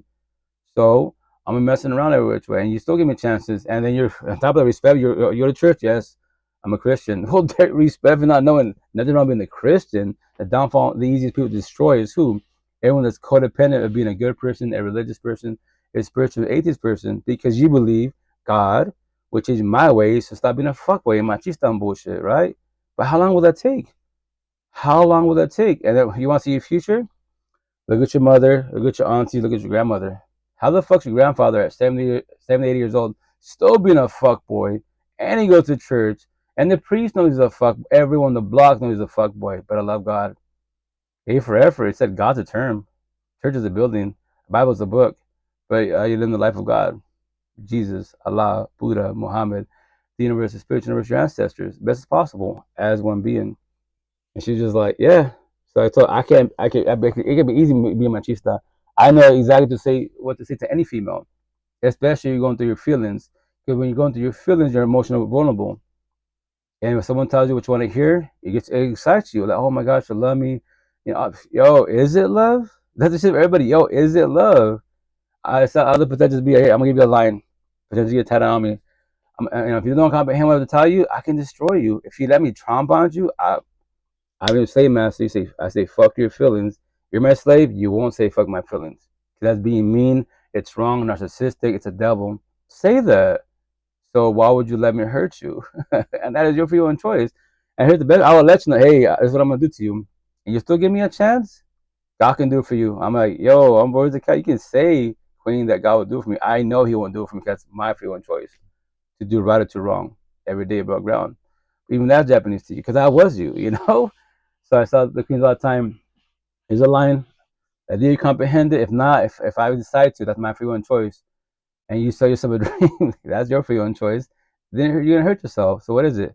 I can act nice, be narcissistic, or I can be nice, be empathetic. Queen, do you know what that means? No? Okay. I pray for you. I go my day of my life, And that's to tell other people all the time. I don't even gotta talk to you. The potential to be, they want to talk. I have all these scenarios. I'll break it down best as possible. I tell people all the time, I don't gotta tell you nothing. I don't have to talk to you. I can look at you. I see through your energy. I know that you're a beautiful individual. I know you're for love. The downfall you don't know is conversations, and that's why, these guys tell you fucking dreams and you fall for it in the beginning. Yes, like the fucking Bible. We Spanish say that it starts with love, but he sold you a dream. If you would start the healing journey, observe people's energy, then you comprehend all the shit I'm talking about. You would not let anyone sell you a dream, no matter cosmetic. They're beautiful. Yo, Queen, I tell you, hey, Queen, cosmetic, you're beautiful. Yeah, but here's the kicker. I love you. That's a term, it's a phrase. It's good to hear, but it's a compliment, quote unquote, right? But here's the kicker. I tell Queens all the time. If your guy tells you I love you, but he's emotionally cheating, no, he says your chest, I, the peaches, love, and your butt, you. I love you. He loves your body. He doesn't love you. I do avatar. I see you. What's I see you? It's deeper than I love you. I see the inside of you first and foremost, then the outside, then all your environment. If I date you, I date all your universe. It's just not you. It's your whole life before I met you, and vice versa. That's why, as a being the potential to be, I do speed dating. We have these conversations, and I tell you, Queen, if there's too much for you, and I respect your boundary, you don't have to respond. That is your free one choice. But this is the way I live. This is the way I'm at as a being. I don't waste my love, time, no feelings on nobody at all. If we do, I'm just letting you know. You see that door right there? I'll leave. You can leave. What? Rejection is protection. Just to let you know, you can't and you won't hurt my feelings.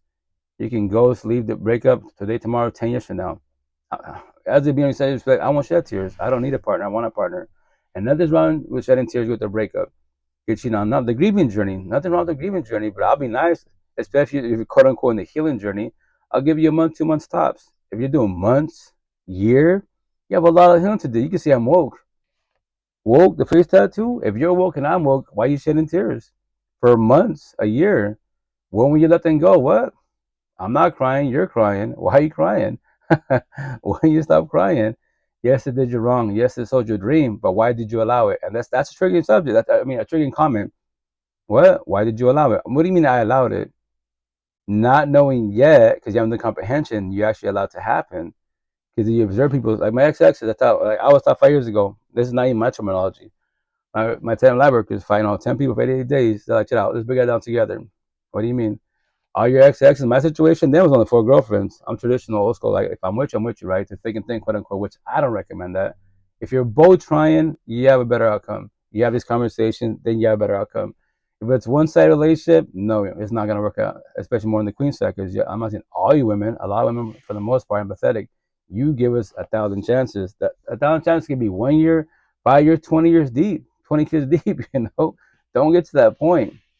But once again, you don't know this conversation at all, because we're not taught this shit. No one taught this shit in middle school, high school. Our parents didn't teach it, our grandparents at all. That's when we all start the healing journey and be like, if, right? Or anyone that calls you the fuck out, like my people's coming. They have the right to call you out, but here's the kicker: can they elaborate? Everyone tells you like, man, all you love is toxic. All you choose is toxic. Like, do you know what toxic is then? Then what's better to you? But if you don't make comment, ask questions, you won't spark conversations, right? So they don't know that. So I'm going to turn my back and say, choose better, ... How can you choose better if you don't know better? Make that make sense. And then what do we do? Blame our caregivers. Whoever raised you, your parents, aunts, whomever raised you, right? My parents should have taught me better. So then say, my parents should have taught me better. How can they teach you better if they didn't teach you better? Make that make sense. And the answer is what? The generational cycle. That's the answer for everyone in the universe. We're all stuck on the generational cycle, comma, initially. You're the only one who can break the generational cycle as one being. I can't do it for you. I got 8 kids. I cannot do it for my 8 kids at all, but I can tell them stories. I can talk to them. I can elaborate. Feelings, please. Breakups, I got you. And then, like, when I did 5 years ago with my support teams, all 10 of them, how you my head? Because I was you. I know exactly what you're going through. But remember this, I can't take this pain from you. What? I can't take this from you. God, they even told God, you're taught that God can do for you. If that's factual, then ask God to take this pain from you. You stop shedding tears, you move on. It's not gonna work in your favor. He wants you to feel his feelings, to comprehend your feelings, to evolve in life. You're the one that can let go. He cannot let go for you. He knows the answer. I know the answer. I was you. So you're the only one who can let go. That's why the first hard part, breakup, divorces, right? What is it? the cheat on you and bullshit, forgive. Communication. Communication. Then from there, what? You can't forget it. You lived it. You can lie to yourself in your head because our minds are pretty much, they're strong, powerful. So we lie to ourselves and we hide certain things, these traumas we went through, and we hide it. Which I analogy metaphor. And if the rap artist, these doors, you close it until you hear something, watch something, observe something. It could be like 5, 10 years down the road, and it clicks in like, oh shit, like like my scenario, right? I've been saying this 5 years now, doing this for 5 years, right? But like 2.5 years ago, I would say this saying, and I'm even talking to myself, like, why do I always say that saying? It's a scenario like, before the physical abuse, all that, it's emotional abuse, right? So the person that you love to the fullest, that's cool, you love them. But the worst person you love is the person too narcissistic. The bad, my tattoo is all these circles, all these bad, back and forth, fuck girls, especially the zombies, addiction, addiction, right? Because it's the verbal abuse. So there's a person you love, you give your all to, right? And they say these words to you, and it hurts you because no matter what anyone tells you, other than your partner, you don't see what anyone sees at all on the overall. First scenario, my first baby mom, right, 12 years deep, pretty much 12 years hearing this shit. And once again, I didn't know this until 2.5 years ago. I was in a live session, like podcast, right? And it clicked in. I was like, oh, now I know why I say that. That's a trauma I forgot about fucking 20 years ago, right? And she would say this: Yogi fan stupid. No one, was it Yogi fan stupid? Nobody wants you. I am the best you will have in your life. If you leave me, you would die alone. You hear in the beginning, it hurts for sure, obviously, because it's the person that loves and they're being mean to you. Like, what the fuck? I won't even say that to you. But they keep telling you that, and guess what? That's why it's called emotion abuse. And you believe every fucking word because this is the person you love and destroying with the words. And they still say, I love you, sorry. They fucking give you 2 black eyes. I love you, sorry. The devil got at me. Like, bro, really? And then no matter who tells you, your friend, best friends, people on social media, but you're beautiful. Yo, they don't believe that shit at all. What's up, number one? How you doing? How's it going? At all. And that's the shit that is called emotional abuse. That's the shit for everybody out there. But remember this, love doesn't hurt, highly impossible. Toxic love hurts. You don't want toxic love. Anyone says fuck love, no, we can't say that. You don't know that yet. It's wrong terminology. Because if higher source is love, you're saying fuck God, Jesus, Allah, Buddha, Muhammad, the universe, the spiritual universe, my ancestors. That's what you're saying basically. You don't want toxic love. And the best part for everybody, the door is right there. So the queen, that clip that I just played earlier, religion, nothing wrong with religion. Like, the Bible's cool, the Quran, Buddhism, nothing wrong with it at all. It's just to forewarn you, it's the person by your side. For the whole universe, that's what I preach. What? Whatever you believe, nothing wrong when you believe, it's the person by your side that matters. That's a Buddha taught what? Mind and body. Keep it simple, black and white, which I love that shit.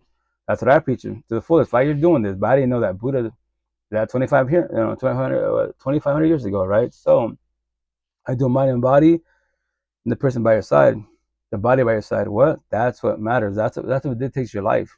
Before you met this individual, before love, all this, right? You're going to school, college, right? You have your business, traveling, which everything's beautiful, right? Now all of a sudden, magically, someone shows you a dream, and you're trauma bonded, and now you're in a toxic, love, broken, codependent relationship, and you believe higher source can do it for you. You believe higher source can change your partner's ways. No one has to comprehend this. Excuse me, triggering subject, trigger comment, but the answer is no. Once again, nobody can do it for you but you. Know your partner. It's you as a being. Every person as a being, it's you. You got free will choice every which way. But if you want to believe, because that's your belief, the highest source, God, Jesus, Allah, Buddha, Muhammad, the universe, the spiritual, your ancestors can do it for you, and then change your partner's ways. I pray for you. I was you. Once again, I was you. And that's a triggering subject to your comment. What? Because once again, they'd be like, well, that means God's not powerful. Like, I know it sounds like he's not powerful, but I just told you the answer. You don't comprehend. We all got free one choice. Every day about ground. Today I'm talking to you. I've been doing it for 5 years. Tomorrow I can wake up, fuck the universe, fuck everybody. I tell my kids all the time, I can become my tattoo, a deadbeat father. What? Because once again, I have 8 kids, right? But 7 by blood, and my stepson, my oldest son, right? Stepson, right? But treat him as my mines. As one of mines. And I tell him, well, okay, you bully your brother because he doesn't have a father, right? I am your father, physically talking to you. Did you know tomorrow I can wake up? I can talk to your mom, or if I want to, you know what? Fuck everybody. Literally, I can say that. And I can move, I can get in my car, leave on myself, leave everything, get in my car, fly to fucking Pluto and chill there. And that, say, it could be simple. Let's say I go to, I don't know, Japan. Go to Japan. In Japan, no, but I'm in fresh face. Can't miss me. And here's the best part. My tattoo, anyone see me in Japan, I have a tattoo. Don't worry about it. To be narcissistic, these are my tattoos. Don't worry about my tattoos. Keep walking. And they'll be like, he's rude as fuck. Yeah, because I'm pushing people away. Even though I see people suffering toxic relationships, kids, every family, I got that. You know what? I'm going to let everyone burn. I will let everyone suffer like I suffered. Becoming up, too much pride and ego and shit. And my kid, when I tell my kids that, they become quiet. I go, why you become quiet? Kids, you know what's in their hurt, so stop bullying your brother. I can do that whenever I want to. Anybody can do that. It's easy to become mother and father, the fucking title. Yes, you're a mother. Yes, your father. Two to make one, right? Can you be parents? Can you do parenting? Can you do co-parenting when the relationship fails, the marriage fails? If too much bitterness, hatred, and shit, because the feelings, that's what you have courts, parallel parenting. Or, fuck everybody, I'm a Debbie father, Debbie mother. I got 2 baby moms. First one, nothing against her, still on a journey. Debbie mother, that is her free one choice. That's why I say the terminology, she's on a journey. She doesn't have to me as a being. She thought I used to kids. Why, as a parent, quote unquote, as a mother, father, quote unquote, why do you give up on your kids? Get the fuck out. Every kid is your inner child. That little one doesn't know shit about life. We parents are the ones that teach them about life on the overall. I'll teach all my kids as possible. Every which way. I hope you overcome your battle with substance someday. Respectfully, how to become weak, become a zombie, and addict and addiction at all. At all. To trigger everybody, what? In Seattle, buying drugs? Fucking drugs is fucking Skittles, man. You don't buy drugs, it's just given to you. So once again, I didn't become weak. I lost family. Suicidal thoughts, neck tattoo. But once again, I'm not a zombie. But I have those tattoos for a reason, to trigger all the zombies. And here's the best part. If you was a zombie and you overcame addiction, why won't you let it go? To everybody out there, what? Why won't you let it go? That's mean. It is mean. It is bullying, but it's just a word. You know? Everybody has the right to be in your past or present. When they do, how we react, how we respond. Why won't you let it go? I to say I was a zombie. My situation, I was sad, depressed, PTSD, suicidal thoughts. Yeah, it was. Feelings, I comprehend them every which way. I don't need drugs, and the only thing I mess with is psychedelics. The only thing I mess with right now, barely start messing with it, because why? And I say respect because I'm trying to speak to other beings, other spiritual people, quote unquote.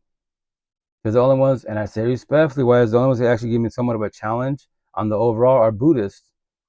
Catholic religion, like, yeah, God, nothing wrong with the Bible, but here's the kicker. Go to church, read the Bible, but how, like the Queen right now, she read the Bible, parts of it, right? The answers in the Bible talk, right? Different terminology. You know, like once again, the person that I vibe with when it comes to religion is, which I'll play some clips in a minute, is the Johnny Chang on TikTok, but just Johnny Chang. He's viral. You look at his, tattoos. You know, he got the pretty tattoos, neck to ankle, deck the fuck out. You know, sleeved up every which way. So before we talk, you would think, oh yeah, gang mafioso, hoodlums, prison tattoos. But then we speak positive energy. But he lived the life. I grew up in the ghetto hoods, lucky and false to that bullshit like my family and friends did. So respectfully, down a journey still. I've been in the 105 years now. I'm blessed, right? So that's the shit. Nothing wrong with religion, but here's the kicker: like, if you know the Bible, read the Bible, you know these passages, especially on the queen side, even kings too, right? Empathetic ones. How are you in a toxic love, broken, codependent relationship? You know the door's right there. Why don't you leave? The downfall is the guilt, right? I feel like if I'm giving up on them, I'll tell you, call the fuck out. Yo, that's not your kid. Stop being the mother. Stop being the father. Stop being the probation officer. Or, but once again, like the comments, everyone has the right to judge. Remember this: only God can judge me. Incorrect. Everybody judges everybody, every which way. I want to get judged. I want you to judge me. Why? Communication, man. Study me, observe me. Prison tattoos. You can say, I did drugs, marijuana, sure, alcohol. I only drink when I have my tattoos. That's the only time I drink. I go to the stores. I don't get the urge to buy nothing of alcohol at all. But I look at pretty bottles. I'm like, damn, all this water, this crazy, and these adults, quote unquote, drink all this and get fucked up off this bullshit. And here's the best: all my tattoos, anyone that's a zombie, an addict and addiction, whatever drug is, right? The bottle doesn't need you. All capital letters, you need the bottle. Period. Why? Question mark. What? Anything, any of these drugs, right? It doesn't wake up tomorrow. You know what? I'm sad. I'm depressed. Going through a breakup. PTSD. Suicidal thoughts. Fuck these feelings. I'm gonna buy margarita. I'm gonna get high. I'm gonna get drunk. Get fucked up. No, the human does. You can't blame the drug dealers. You can't blame the drugs. It's the being, you as a being. You're the one buying it. You're the one getting it. Because why? Everyone's got a broken heart. We all have toxic numb. We're all numb. You want to become super numb. Become weak to trigger you. The word weak. It's for a reason. Become a zombie, an addict, and addiction, right? Because you don't want to feel those feelings. You don't want to feel your exes, past pain, toxic love, trauma, child trauma. You want to feel anxiety, depression, paranoia, PTSD, suicidal thoughts, low self-esteem, anger. You don't want to feel triggers, overthinking, reactive use, deflection, projection, gaslighting, manipulation, traumas, and then chain top, insomnia.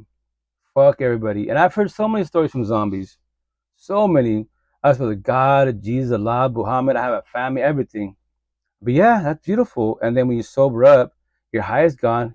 You're talking to me. What's going on? Now what are you doing with your feelings? That's how all these words in my body. Triggering words. If you allow them to trigger you. You're the only one that can let go. I can't do it for you. God, Jesus, Allah, Buddha, Muhammad, the universe, the spiritual, your ancestors can't do it for you at all. They want you to change, but will you change? If you want to use these terms to get your, straight to the point, God wants you to change, but will you change? Jesus wants you to leave, but will you leave? Buddha wants you to stop being sad, but will you stop being sad? The universe wants you to stop being a zombie, an addict, and addiction, but will you stop being a zombie, an addict, and addiction? You see? Straight to the point. Because you got it for your own choice. No user conversations, therapy, counseling, whatever you believe in. That's why in Seattle, they'll be like, which I think I'm going to type it up maybe today, finally. Go to av.com, because I hear in Seattle all the time, once you write up, instead of all these tattoos, and I'm knocking on you, I'm not being mean to you. No, it don't hurt my feelings. Word to me as a being, I don't care about words. Words have no feelings at all. Other people, you will offend them, because they'll be, oh, my body, my choice, and my tattoos. Right there. Once you write a book, I was like, and I say, I love that question. I go, here's the first and foremost, like, I'm not being rude to you when I say this. To anybody, everybody behind the screen, I'm not trying to discourage you at all. Write your books, but I thought if I was to write a book, I'm gonna go maybe type it up today finally. A little 2x4. It's like a business card, right? When they ask me in Seattle and people in the street in Washington State, right? Once you write a book, instead of all tattoos, get my wallet, hand them out. Is it a business card or it's a 2x4 business card? But now read it. What? You just asked me, why don't you write a book? Instead of having all the tattoos, well, my book's right there. What do you mean? Read it. It's gonna say, this is my book. You flip it over. The answer to life is the person in the mirror. All you ever knew is you. The end. My full name, Margarita Yala. Phone number, email address, and all the links. There it is. What? You're the answer to your own life. It's not nobody else. Simple as that. But you don't know that yet. You believe it's that true happiness comes from a person, a being. Mammy bullshit. You can say that, believe that, but the day that your partner gets up and leaves, then what? What? They can leave. What do you mean? You got the best relationship in the universe, right? Finally in life. But did you know everyone's got free one choice? So are you ready for rejection? You never put that scenario in your head? But yes, I know you guys are lovey-dovey. They're doing everything. But one day they can wake up, you know what? I don't want to do this no more. You know that, right? Everyone's no, how you doing? How's it going, Queen? They don't want to do this. And they can literally, talk to you, have the adult conversation, the uncomfortable conversation, or ghost you. It's an oxymoron. It's easier to cheat, leave, ghost, break up, divorce, text you, babe, it's over. And you did your fucking all. You've been doing your all. You have 1,000%. Awesome. They matched it, and for one reason, just wake up. I don't want to do this no more. Are you ready for the rejection part? Can you handle the breakup? If not, then you have a lot of healing to do. No one, like the last potential to be last year, not even my girlfriend. We vibed from I don't know, I would say June, I think, May, June. So October, November, she squashed it. Once again, not even my girlfriend. I didn't get my feelings. I become sad, depressed. I didn't question my self-worth. Because I don't need a partner. I want a partner. A zillion queens in all the universe. Why would I just about when? They get threatened, I'm leaving. Less talking, more working. You can leave. Where do you want to take it to? What? I was just playing. I don't play around with that. Because other people, the old version of myself, you would hurt me with that. Because now I'm scared. Oh, she didn't leave me. Because I can't handle the rejection part. Now, what do you want to do? I don't want you to leave. What do you want? What am I doing wrong in your eyes? What do I got to change? Now you become a people pleaser because you're being codependent because I need them. The only person needs anybody is your kids. I'm a single father of kids. The other ones getting, remember, they're kids. The other ones getting older. Kids, teenagers, young adults. Eventually, the household, they become young adults to adults. The idea they make it and survive in the matrix, right? And I teach all my kids every single which way. Like, and the matrix, very simple: job, money, car, home. Basics. That's the physical part. Now, can you do the emotional and the spiritual part? Your mental health. That's the hard part. So for everybody out there, but once again, all these platforms, like this, God, religion, Buddha, nothing's wrong with that. I'm telling you, nothing's wrong with that at all. But to form the whole universe, it's up to you as a being. It's up to you as a being who you have by your side as a partner. And relationships from love in the beginning, like the Bible, because it talks of love. The door's right there. Will you leave or will they leave? If you can't handle rejection, the breakup, divorce type of situation, get a cheat on, don't be relationships. That us. Don't, because you're not ready to protect and control your energy best as possible. Because anybody can take it from you. But if they do, and you exchange energy, you have TO sex intercourse, right? Because that's exchange energy, then you have a lot of healing to do. Because anyone, they take my energy, they take your energy because you allow it. That's why. When will you stop letting people allowing to take your energy from you, So with her, the home with the queen right there, right? Nothing's wrong with the Bible. The passage is beautiful, but to me, respect, because I was them, I was them. Like, nothing wrong with the Bible at all. It's beautiful. God is good, all that great jazz. But if higher source is good for you, quote unquote, and then how'd you get in a toxic relationship? How'd you let someone take your energy? That's the part that I get confused. Well, I know the answer, but I'll ask you, I'll question you. And then I tell you, well, God can't do it for you. Isn't it trigger then? Because why? Like, nothing wrong with God, higher source, but the easiest people to destroy is everyone that's codependent of being a good person, a religious person, a spiritual person, an atheist person, because it's your belief. But they can verbalize it, but no one has to respect nobody at all. They can, once again, actions beyond the word for sure. I love you, but they're emotionally cheating, verbally abusive, breaking shit, passing by themselves in the DMs, physically abusive, being a fuckboy, fuck girl. But they told you I love you. Yeah. Every time, sorry, babe, I love you. I fucked up. I love you. It's just a term, it's a phrase, but it's not factual. What's up? How you doing? How's it going? Hi, how are you? Good, good yourself? I'm hanging in there. I'm actually surprised you have boxes. You normally never have boxes. Oh, as far as like the guest ones?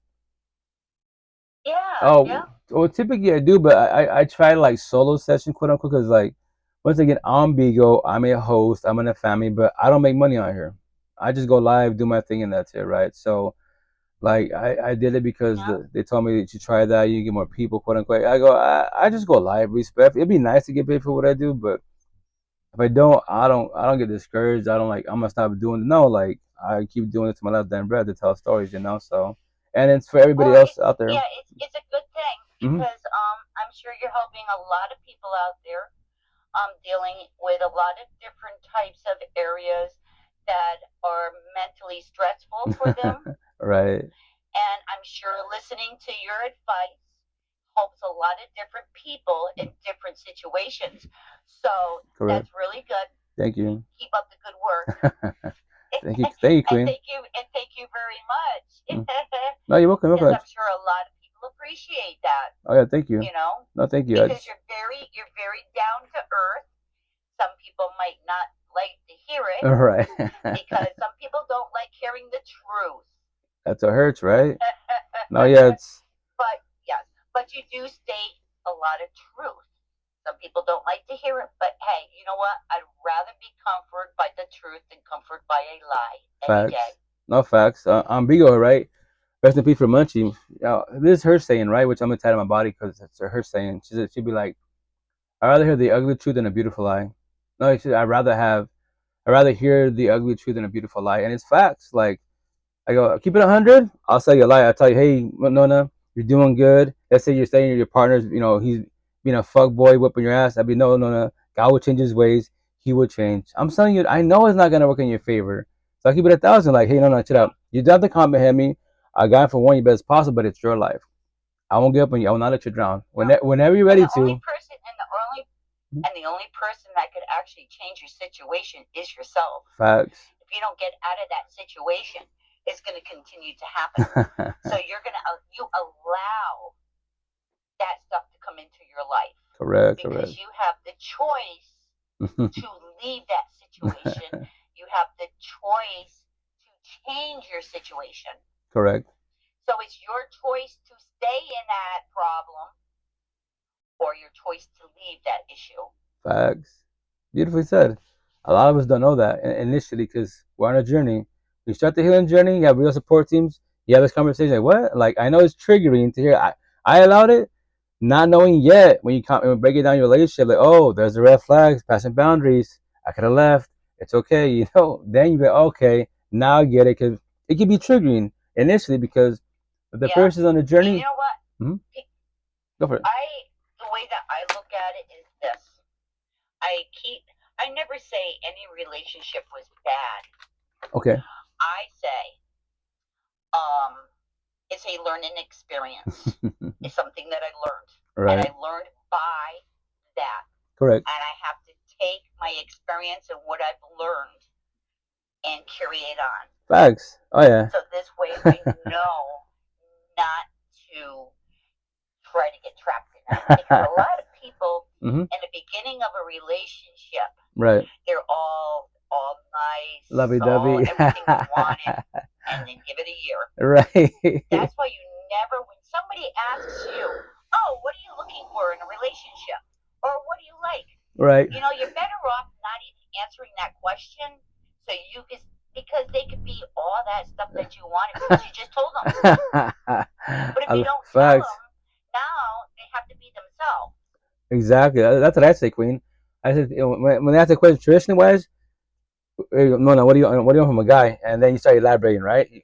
Your resume of what do you want from a person? You gave it to me.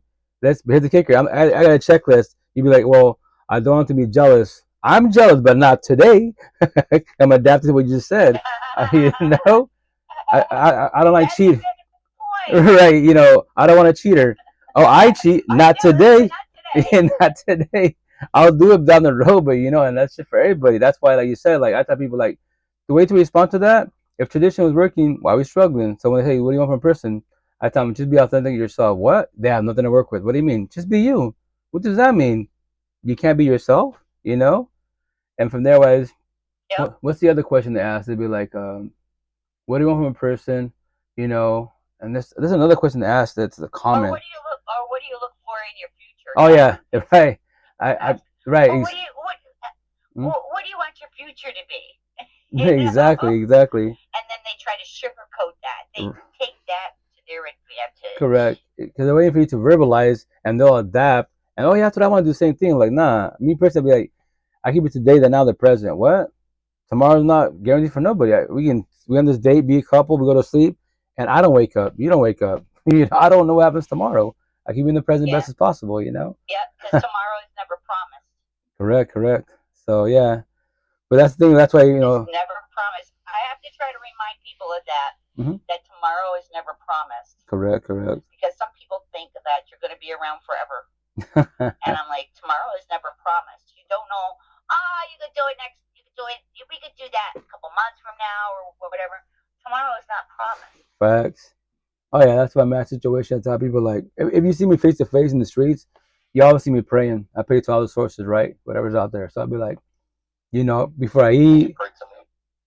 Oh, I don't pray to man. Sorry. I'm not a man. I'm half man, half God. Sorry. You know that. No, I don't. Anyways, whatchamacallit? Did he say he was half man and half God? Half God. Yeah, everybody has their beliefs in terminology, right? My situation, that people are all gods, kings, but here's the kicker, like, whatever you believe in, but here's the kicker, if you're, especially spiritual people, I'm God, say that, but here's the kicker, if you're a higher source, right, love, how are you in a toxic love, broken, codependent relationship? How did someone sell you a dream? Why are you on social media paying the tell a sob story once again, but your higher source? Make that make sense. Do you think higher source would deal with toxicity? Sell people dreams? I doubt it very much. So why are you in it? And it triggers a lot of people. Like, what? I don't respect. I don't care what you believe in. Look who you have by your side. That's what matters. If you allow them to hurt you, and if they do hurt you, I preach about doors. King, queen, the door is right there. If you want to, I'll open it for you. Give me your hand. What? Are you ready to leave? What do you mean? And then don't let the door hit your ass on the way out. Right, exactly. It's scary. It's some people like, if you know, I can even say like scenario. No, let's say you tell me, let's say religious, right? Because touch relationship. I mean, God came in my life, in my dream, and told me to come to you, to reach out to you, to come here save you. I open the door, put my hand up. Hey, are you ready to leave? What? God told me to come to you. You ready to leave? You're crying about the relationship. Now you're scared. What do you mean?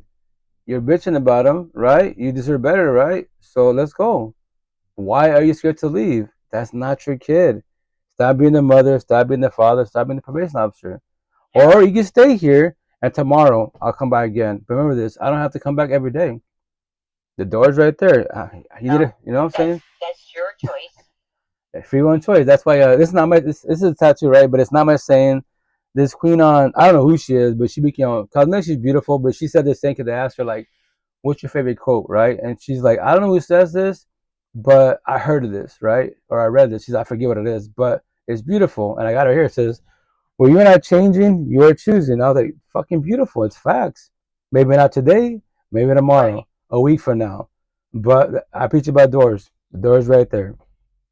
Toxic relationships, a zillion people in the fuck universe. Why are you stressing about one?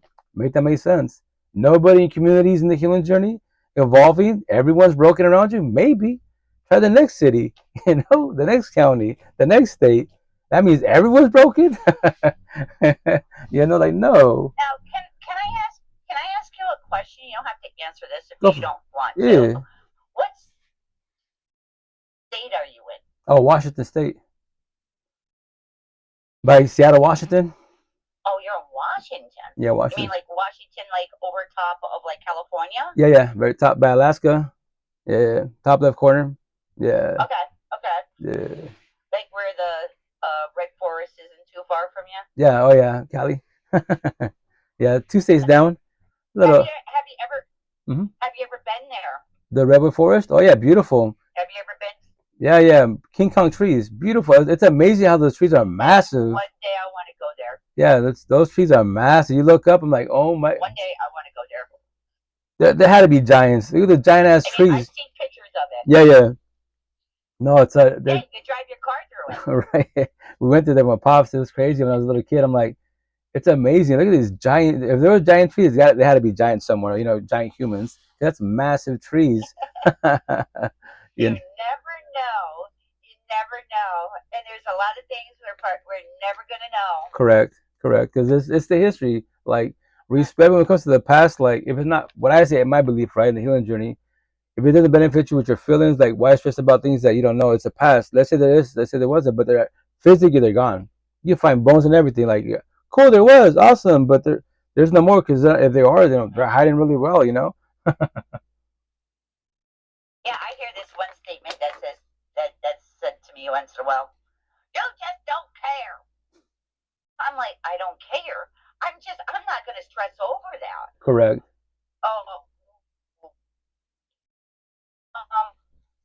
Okay, there's I wash the dishes and there's water on our what they do that is right. Right. Or you're being like only water. I'm not gonna dress. Who cares? That's my who cares? There's a lot of things I'm like, I really don't care. Right. You know what I'm saying? Because some people let certain things stress them out. I'm like, I don't care. I know what I care about, and a little water on a counter is not going to upset me so bad. Right. No, yeah. Fact, me, that's why I'm the same way. I'm like, I tell people respectfully. I'll make dinner and I'll put. I'll put dinner and I'll put. I'll set up plates. And I'll put the food on the plates. Why are you doing that for? Why don't that's making people lazy in your house if you're doing that. I do it because I want to. So what? Who cares? I'm doing it because I want to. I'm not doing it because I have to. Right. I'm doing it because I want to. Correct. That's the difference.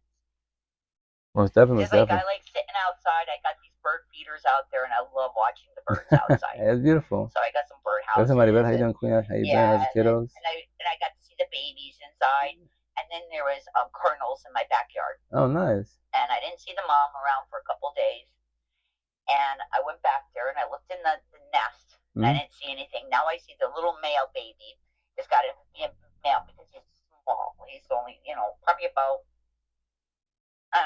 4 inches long. Okay. And it's a male because he's bright red. And I'm like, oh my goodness. And he'll go right on the ground probably about 10 feet from me, and I'm seeing pecking on the ground. I love watching the birds. That's beautiful. Heaven on earth, Some you know? people say, oh, you're a bird sanctuary. I'm like, no, They're beautiful. I just sit here and watch the birds. Well, I'd rather look at the birds than look at a lot of people right. nowadays. No, facts. Like, Mother Nature is beautiful. Like, I look at them, right? I'm like, nothing Mother Nature, they don't stress about human stuff. They just chill, do their thing, fly around, eat them. Bambi's doing his thing. I love waterfalls. Yeah. On Mother's Day, what I did on Mother's Day, because I wanted to, was I went to a waterfall. And I just found a spot that I liked, and I kicked my feet up, and I just stayed there. Yeah. You know, it's a beautiful waterfall. Correct. Yeah, that's beautiful. Heaven on earth. That's what I wanted to do on Mother's Day, you know, and spend a day out at a relaxing, peaceful waterfall. Yeah. And there wasn't anybody around, and that was the best thing about it. Nobody around. No kids yelling, no people talking, no people walking by. Just myself.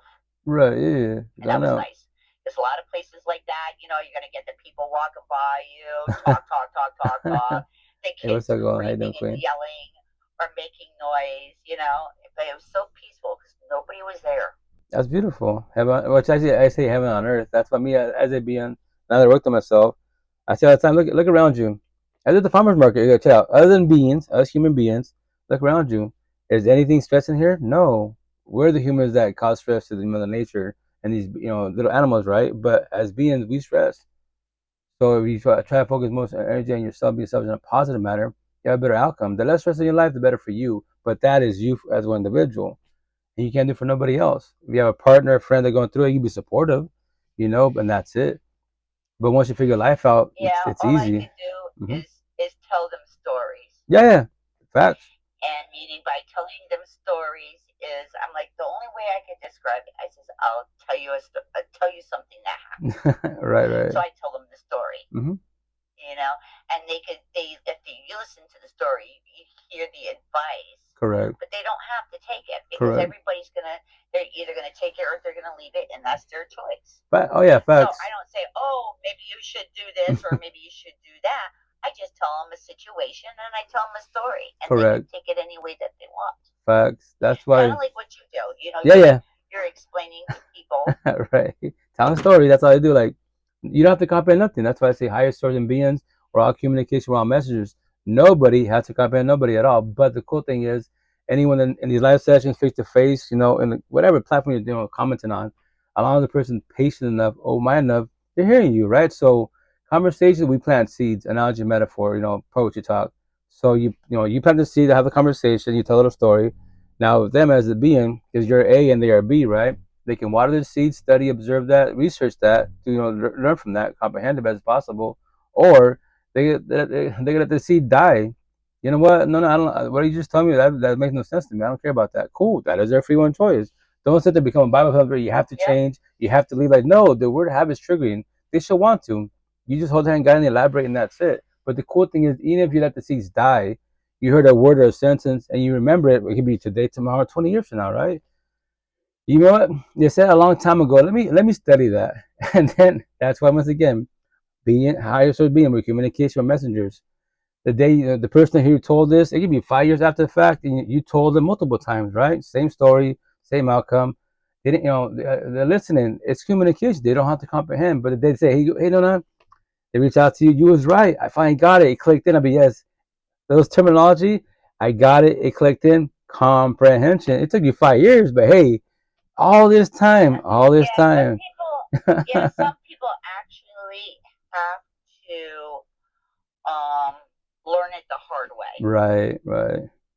Facts, and that's why. And some people, some people have to learn it on their own, and they have to learn it the hard way.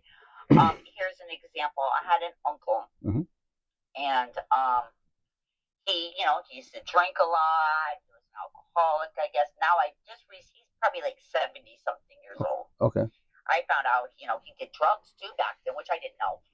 Well, what basically made him stop drinking and everything else is when his best friend got killed in his house. That hit since then, he never drank another ounce of alcohol or anything like that, and it's been like 50 years. Okay, that's a positive. But he had to hit rock bottom first. Yeah. And that was his rock bottom. Well, happy he's doing better, but that's like you said, like there's spiritual warfare, right? I tell people all the time, like what am I saying? And my belief is like nobody can stop, not even higher source. So you're the only one who can, do it, but we can tell, we can prevent it by telling stories. And then you once upon a time, you maybe you was them. It's kind of forewarned, like, and it's in the suck. We start the healing journey, more on the awakening journey. You see people's energy. You can see through the part. It's like, yeah, cosmetic issues, beautiful, but inside the broken, ugly laws, you're positive energy. They're negative energy. They're about to destroy you, and they could be like, you're jealous. You want mad. You want. We're like, no, I don't want nothing. No, I'm just forewarning you. Like they're not good for you, but they don't see what you see yet. Maybe down the road they start the healing journey. Yes. They be like, oh, I was forewarning you. Remember that it's your belief, that's your relationship, but I was you. That's the thing. You use terminology. Like my support team did 5 years ago. Yo, you're the original soul. You're man or child. What does that mean? Let me elaborate. What you're going through, I was you. I comprehend every feeling what you're going through. And you have the right to feel like that. But and ask about the pain. Is this pain forever? Like, king, that pain's forever if you allow it to be forever. I can't take this from you. Higher source can't take it from you. You got to go through it. But you're the one who can let go. I can't let go for you. I can't do comprehension. You got to feel your feelings to comprehend your feelings to evolve in life. So when you comprehend that feeling, the idea is not to do it again. That's why, date yourself. What's your boundaries? What are your love language? What are your standards? When you know the potential to be asking the same question. They might know the terminology, then elaborate. And my message, I don't do opposite attract. I tell day one, the queen of potential, just to let you know for both of us, not for me, for both of us, that door is there for both of us. I can leave, you can leave. Can you handle rejection? Yeah, and don't let the door hit you in the ass on the way out. And I tell the queens too, like don't accept me in your life, and vice versa. And what's accepting people? I love everything about Nona, but the butt lines, but she's jealous, but she's controlling, but whatever she's mean. I don't tell you that because I don't hurt your feelings. I better start dating you, right? Scenario. But I tell everybody else that because what happens when you're like a cute couple or whatever, beautiful couple, family and friends, people in the streets, hey, you're a cute couple. Every time I see you guys, I mean, thank you for the comments, sir, miss. But here's the kicker. Like I'd be like, but don't think about my girl, like Nona, she's jealous, but the butt lines. And let's say sometimes they can make movies and books. They make movies and books about this, right? They'd be like, let's say one day some person calls you out, no matter who it is, be like, hey, have you told her that? How long have you been with her? Like, say a year. When did you know that this is the thing that bothered you about her? Like, she's jealous, controlling. Like, well, like, I don't know, like a month in. So you've been with her a year. You knew a month in. So why haven't you talked to her? I don't want to be hurt her feelings. Like, you're going to hurt her feelings more because she's probably invested. You should have told her a month in, hey, babe, chill out. Everything's beautiful about you, but the only thing is you're jealous. Like, can you try to work on that? You don't have to. I don't deal with jealousy. You see my neck tattoo? I'm not your ex-exes. Maybe there was like that. I'm not them. I know there's trauma stuff like that. Try to work on that. That's why it's always better in the beginning of any relationship. Right. Is if you're going to just be honest right off the bat. Best as possible. Because the longer you go, the harder it gets. Oh yeah, the more it's gonna hurt. So it's just better off just being honest from the get-go. Facts. Keep it 1,000. If you don't like something, say it. Say it right away. Oh yes, most definitely. That's why I tell people like, don't sell me your dream. What does that mean? Don't sell me your dream. Whatever you dislike about me, whatever it is, just tell me off the rip. Let me know in the beginning. Don't hold out and then down the road. Yeah, exactly. Yeah. Because if that person don't let me find out later. Don't let me find out later that it was all a lie. They sold you a dream from the beginning. Yeah. If somebody doesn't like it, oh well. Right. At least it was said in the beginning. It's honest. No, yeah, honestly, that's why. They either accept it. Either accept it. See, I'm a person that I always tell people the negative stuff first. And if they could deal with the negative stuff, then there's no problem. They could deal with the positive stuff. But I normally say all the negative stuff first. Yeah. I'm like, well, this is how I am. This, and I say all this negative stuff. And if they still stick around after I say all this bad stuff about me or my flaws that I have, is everybody has flaws. Correct.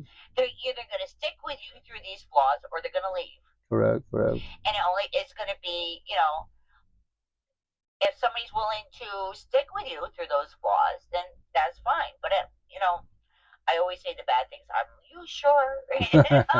No, well, yeah. I tend to be like this, Right. Don't get me mad. Well, that's cool because you're realizing your flaws, quote unquote, and then the idea that you're okay with it or not okay with it. That's why I tell people my side the potential to be like, if there's something like about me, just let me know. You're not gonna hurt my feelings. You can't hurt my feelings. Whatever it is. And my person, me as a being, especially my tattoos, I go, if any of these words trigger you and bother you, right? Why would you want to shoot your shot? You know the word stupid. Let's say the word, like, like, for example, I have weak zombies, addicts, and addiction. If you was one or triggers you because that's your friend, cousin, are one, right? Scenario, right? And you know that triggers you. Why do you want to be with me? I'm gonna give you a scenario. I could be sleeping shirtless, right, and I'm sleeping like a baby, and it says what? It says what? It says if you want the whole thing, it says weak zombies, addicts, and addiction. It's all in one little sequence to trigger people, because I know it's a triggering subject. You're talking about like addicts. I've seen it on videos. Yeah. I've never seen it like in person. Right. You're talking about the people that walk around on a lot of drugs. Yeah, they're gone. So that's to say, like, respectfully, like, if that was you should let it go. That's you don't get the comprehension. Or you're dating one of them, like, why?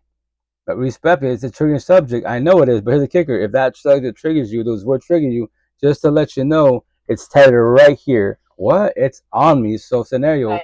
If you want to shoot your shot and that trigger, why would you want to even shoot your shot? I've never even I've never even been around anybody like that to even be able to even judge anything. Yeah. I've never even seen that. Oh, really? And if I've never seen it, I've never seen anybody walking around like that. Oh, it's never seen that.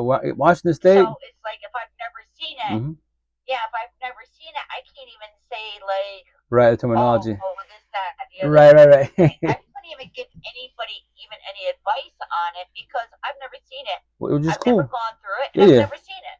Oh, there you go. What am I going to say? Right. There's really not much I can say because I've never experienced it. Facts, and that's cool on your side, right? I don't even know anybody that has. Right. So that's a cool thing. Remember, as an individual, you don't know any about that, which is cool because that's like you're original to that, respect for that terminology. But my message was Washington State, Eastern Washington, and Western Washington. Zombies are everywhere, literally everywhere, and it's sad. And my kids, I put fear in them in a positive manner. But hey, Dad, what's wrong with him or her? I go, check out. Look how hot it is outside. And I hear she's about to get killed, but look at why aren't they moving? Because they're zombies. I'm a tattoo. What do you mean? Tell my kids, if you do drugs, that is your future. What?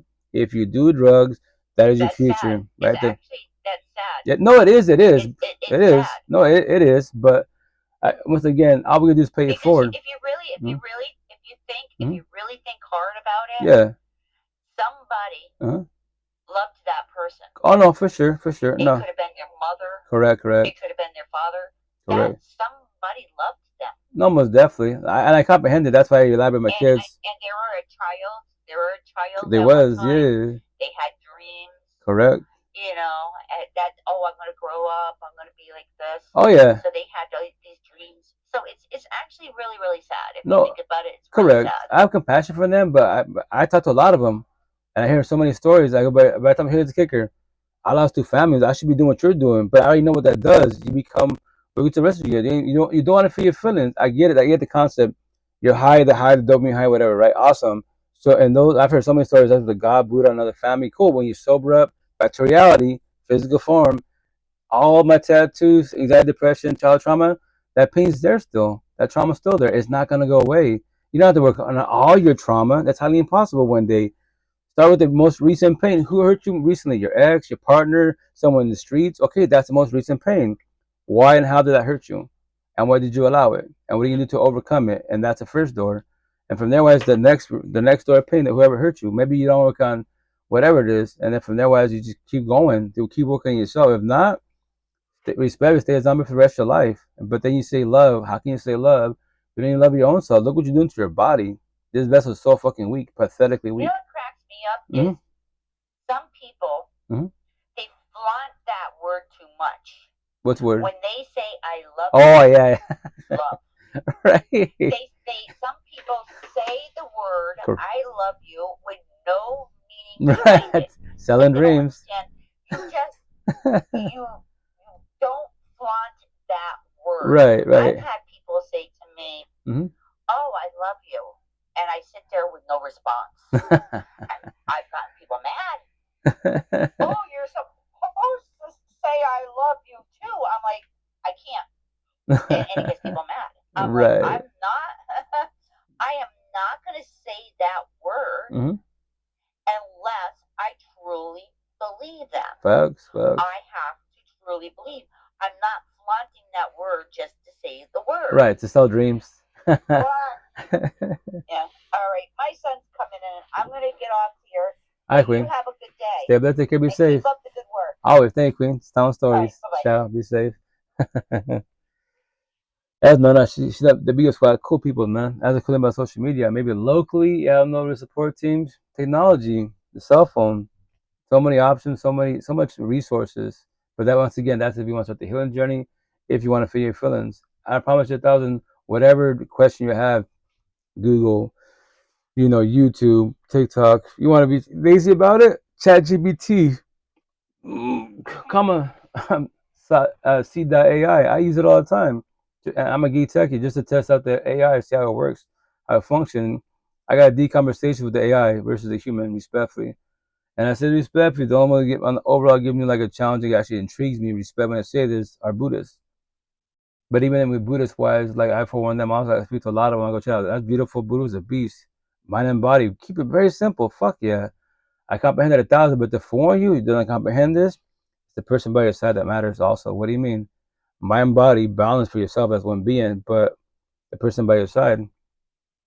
How can you have someone sell you a dream and they fucking did you wrong? Did emotion, once again, emotion cheating, passing on a cell phone, verbally abusive, physically abuse, breaking shit, being a fuckboy fuck girl. Now you question your self-worth. You question God, Jesus, Allah, Buddha, Muhammad, the universe, the spiritual universe, your ancestors.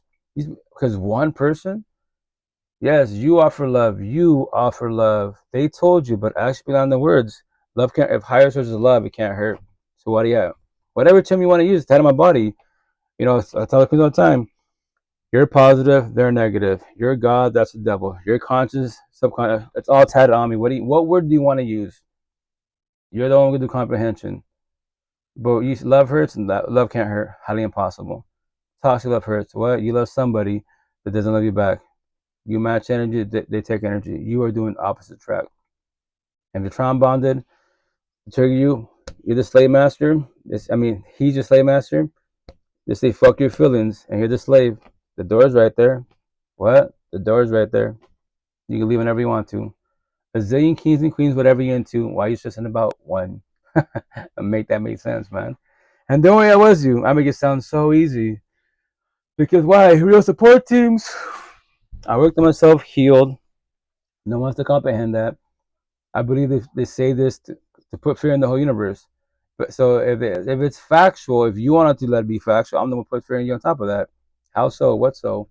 The healing journey doesn't ever end. The healing journey is a lifelong journey, a lifelong process. If you want to believe that and comprehend that, which is your free one choice, to put fear in you, that means for the rest of your fucking life, you're 20 years old here in this scenario, and let's say you live 100 years old, so that means for 80 years of your life, you won't ever let go of your exes, past pain, toxic love, trauma, child trauma. You will always have anxiety, depression, paranoia, PTSD, suicidal thoughts, low self-esteem, anger issues. You'll always have triggers, overthinking, reactive use, deflection, projection, gaslighting, manipulation, trauma, and the chain top, insomnia for the rest of your fucking life. Because the healing journey doesn't ever end. You know when you're healed. I give myself an example. I get my tattoos. Right now I'm kind of dreading them because this fucking shit hurts, right? So this pain's for the universe. I don't do it for me. No, I do it for the whole universe to trigger people. So when I get my tattoos, when I do the tattoos, it's cuts and wounds, right? After the tattoos, it feels better, right, for the most part.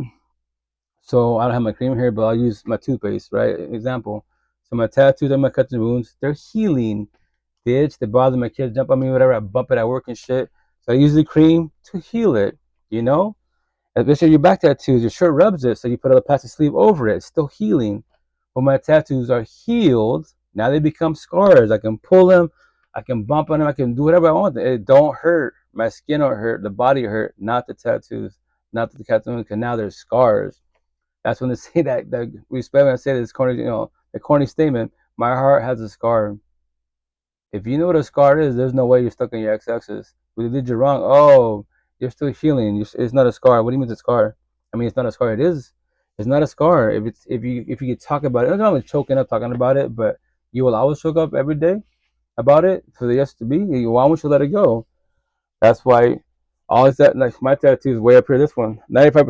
I was you guys when I say this, right? 95% of the universe. You're broken, codependent, scared to be alone, abandonment issues. You are looking for love and happiness in people and man-made BS. All, all, all, all you're doing is buying vanity cuts and wounds in your mansion. My neck tattoo, and after that part is your head. The answer to life is the person in the mirror. All you ever need was you. The end. That's my tattoo to everybody. What? It's not nobody else around you. Nobody. If you want true happiness, unconditional love, support, real support team, the fountain of youth, it comes from you, the person in the mirror, not nobody else. I can add to your love. Everybody can add to your love, but here's the kicker, for in a positive manner. Did you know anyone can leave, anyone can cheat, anyone can ghost, anyone can break up with you, anyone can divorce you? That is their free will and their choice. When they do, and which they shall, how will you react? How will you respond? Or do you live fear scared of that? That little saying be tied on my back sometime this year, right? The idea was to finish all my tattoos this year, maybe, if I have enough time. If not, definitely next year. And then that's it. Finish my arms, my chest, my back, and that's it.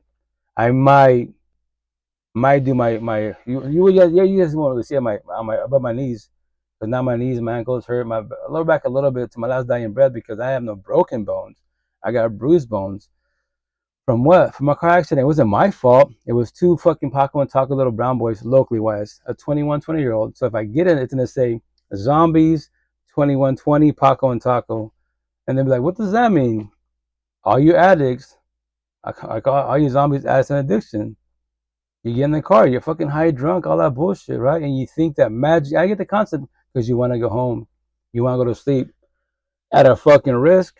You know, the idea of Paco and Taco locally wise, after the accident, got a reality check, and they don't fucking do that again. But who knows? Next time they might do it again.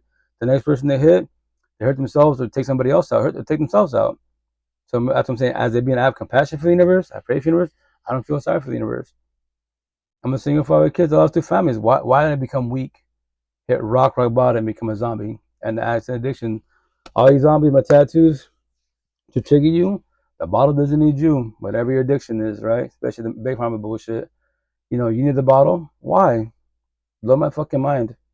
Please do. Nobody can blame drugs. Nobody can blame the drug dealer. It's you as a being. Someone told you, take this hit, you'll feel better. Yeah, a feeling, the dopamine high. And when it goes away, oh shit, all my tattoos, these are my scars. These are your cuts, and 95% of these are your cuts and wounds. Everything's still there waiting for you. All your traumas and bullshit. You're left for whatever your high was. Now you're back to reality. Fuck, I'm still sad. I'm still depressed. Breakups. I don't see my parents. Whatever the fuck it is. Whatever the fuck it is. You want to be a zombie?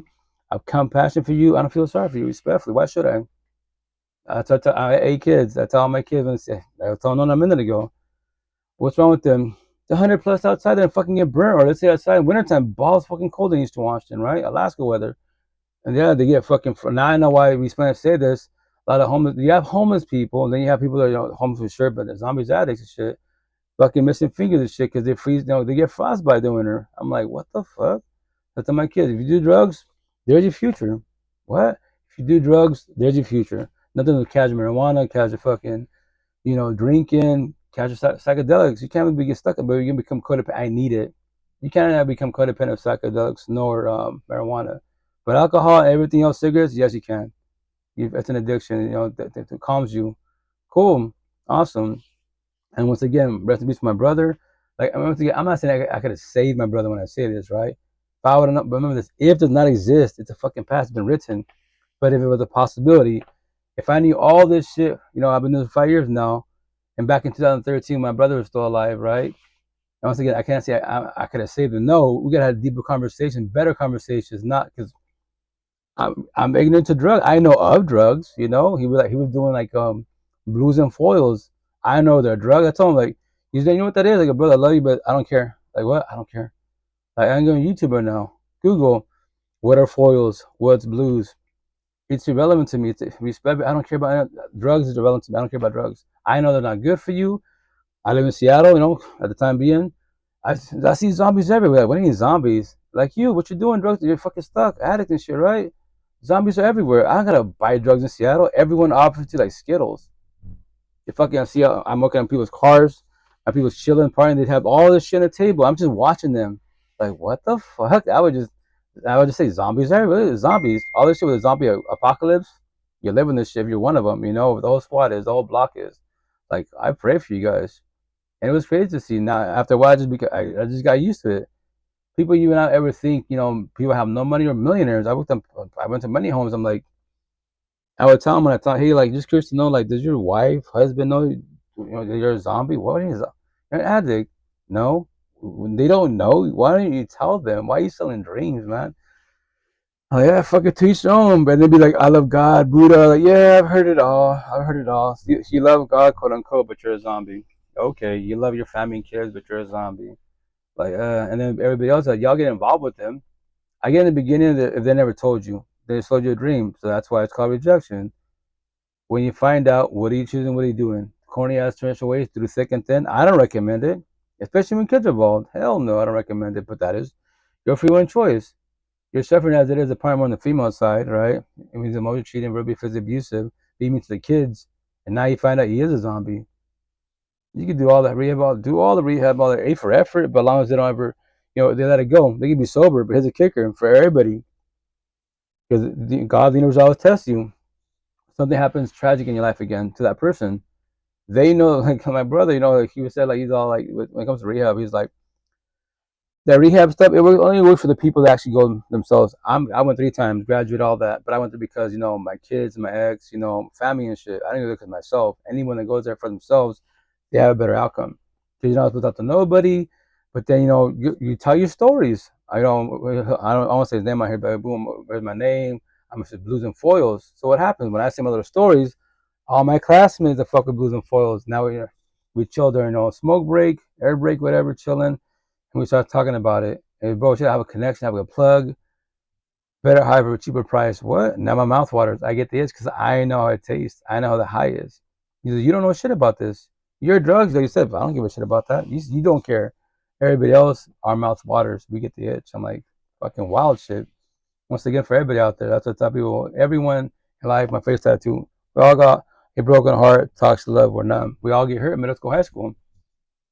That's when you have this love, this fucking relationships, quote unquote, these feelings. But I tell all my kids, all the young cats, like, what is love to you? What? I know you have this feelings, you like somebody. That just feelings, not factual. But to you, what is love?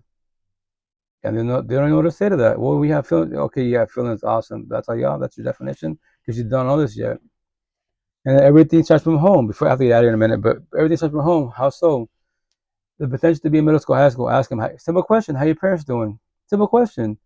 Let's say them like parents. I got a parent. I got a mother. I got a father. Or I don't have parents. I'm adopted. Well, there it is. Red flag. Trauma. Child trauma. No parents. Let's say you're saying, well, I got my parent, but they're hella toxic. There it is. Child trauma. And you guys think magically middle school, high school that you're gonna fucking become a couple and offer love. You can try in the beginning. The downfall is when you go home. Yes, you're young. You're not of age to work. You set up to fend for yourself, but you go back to toxicity. But your partner makes you feel good, right? But to forewarn you, anyone can leave, anyone can cheat, anyone can ghost, and can become trying to divorce you whenever they want to, which is their free one choice. Can you handle rejection? Are you ready for that? That's what's gonna hurt. For everyone in the universe, we all bitch about our partners. We all do. Or you get so traumatized. Fuck love. Fuck everything. That's definitely your choice also. Be single celibate for the rest of your life. That is your free one choice. But and then we spend and say there's so many one-on-ones. I hear so many stories, right? And they claim higher source. I'm like, well, if higher source is love, quote unquote, how can you be scared of love? You should be scared of toxic love. That's what you fear. But if you know of your ex-exes, observe all the red flags of your ex-exes, comprehend them, the potential to be. When you observe that, what do? You realize boundaries. But to warn you, if you don't comprehend this, nobody has to respect your boundaries at all. If they don't, which is their free one choice, what are you choosing? What are you doing? Sit there, entertain, or get up and leave. The door's right there. A zillion people in all the universe. You have no one else to talk to. You still want to stay where I live at, right? How come rebellion bullshit? All these boys and girls, I'm the devil in their fucking eyes. There's only 2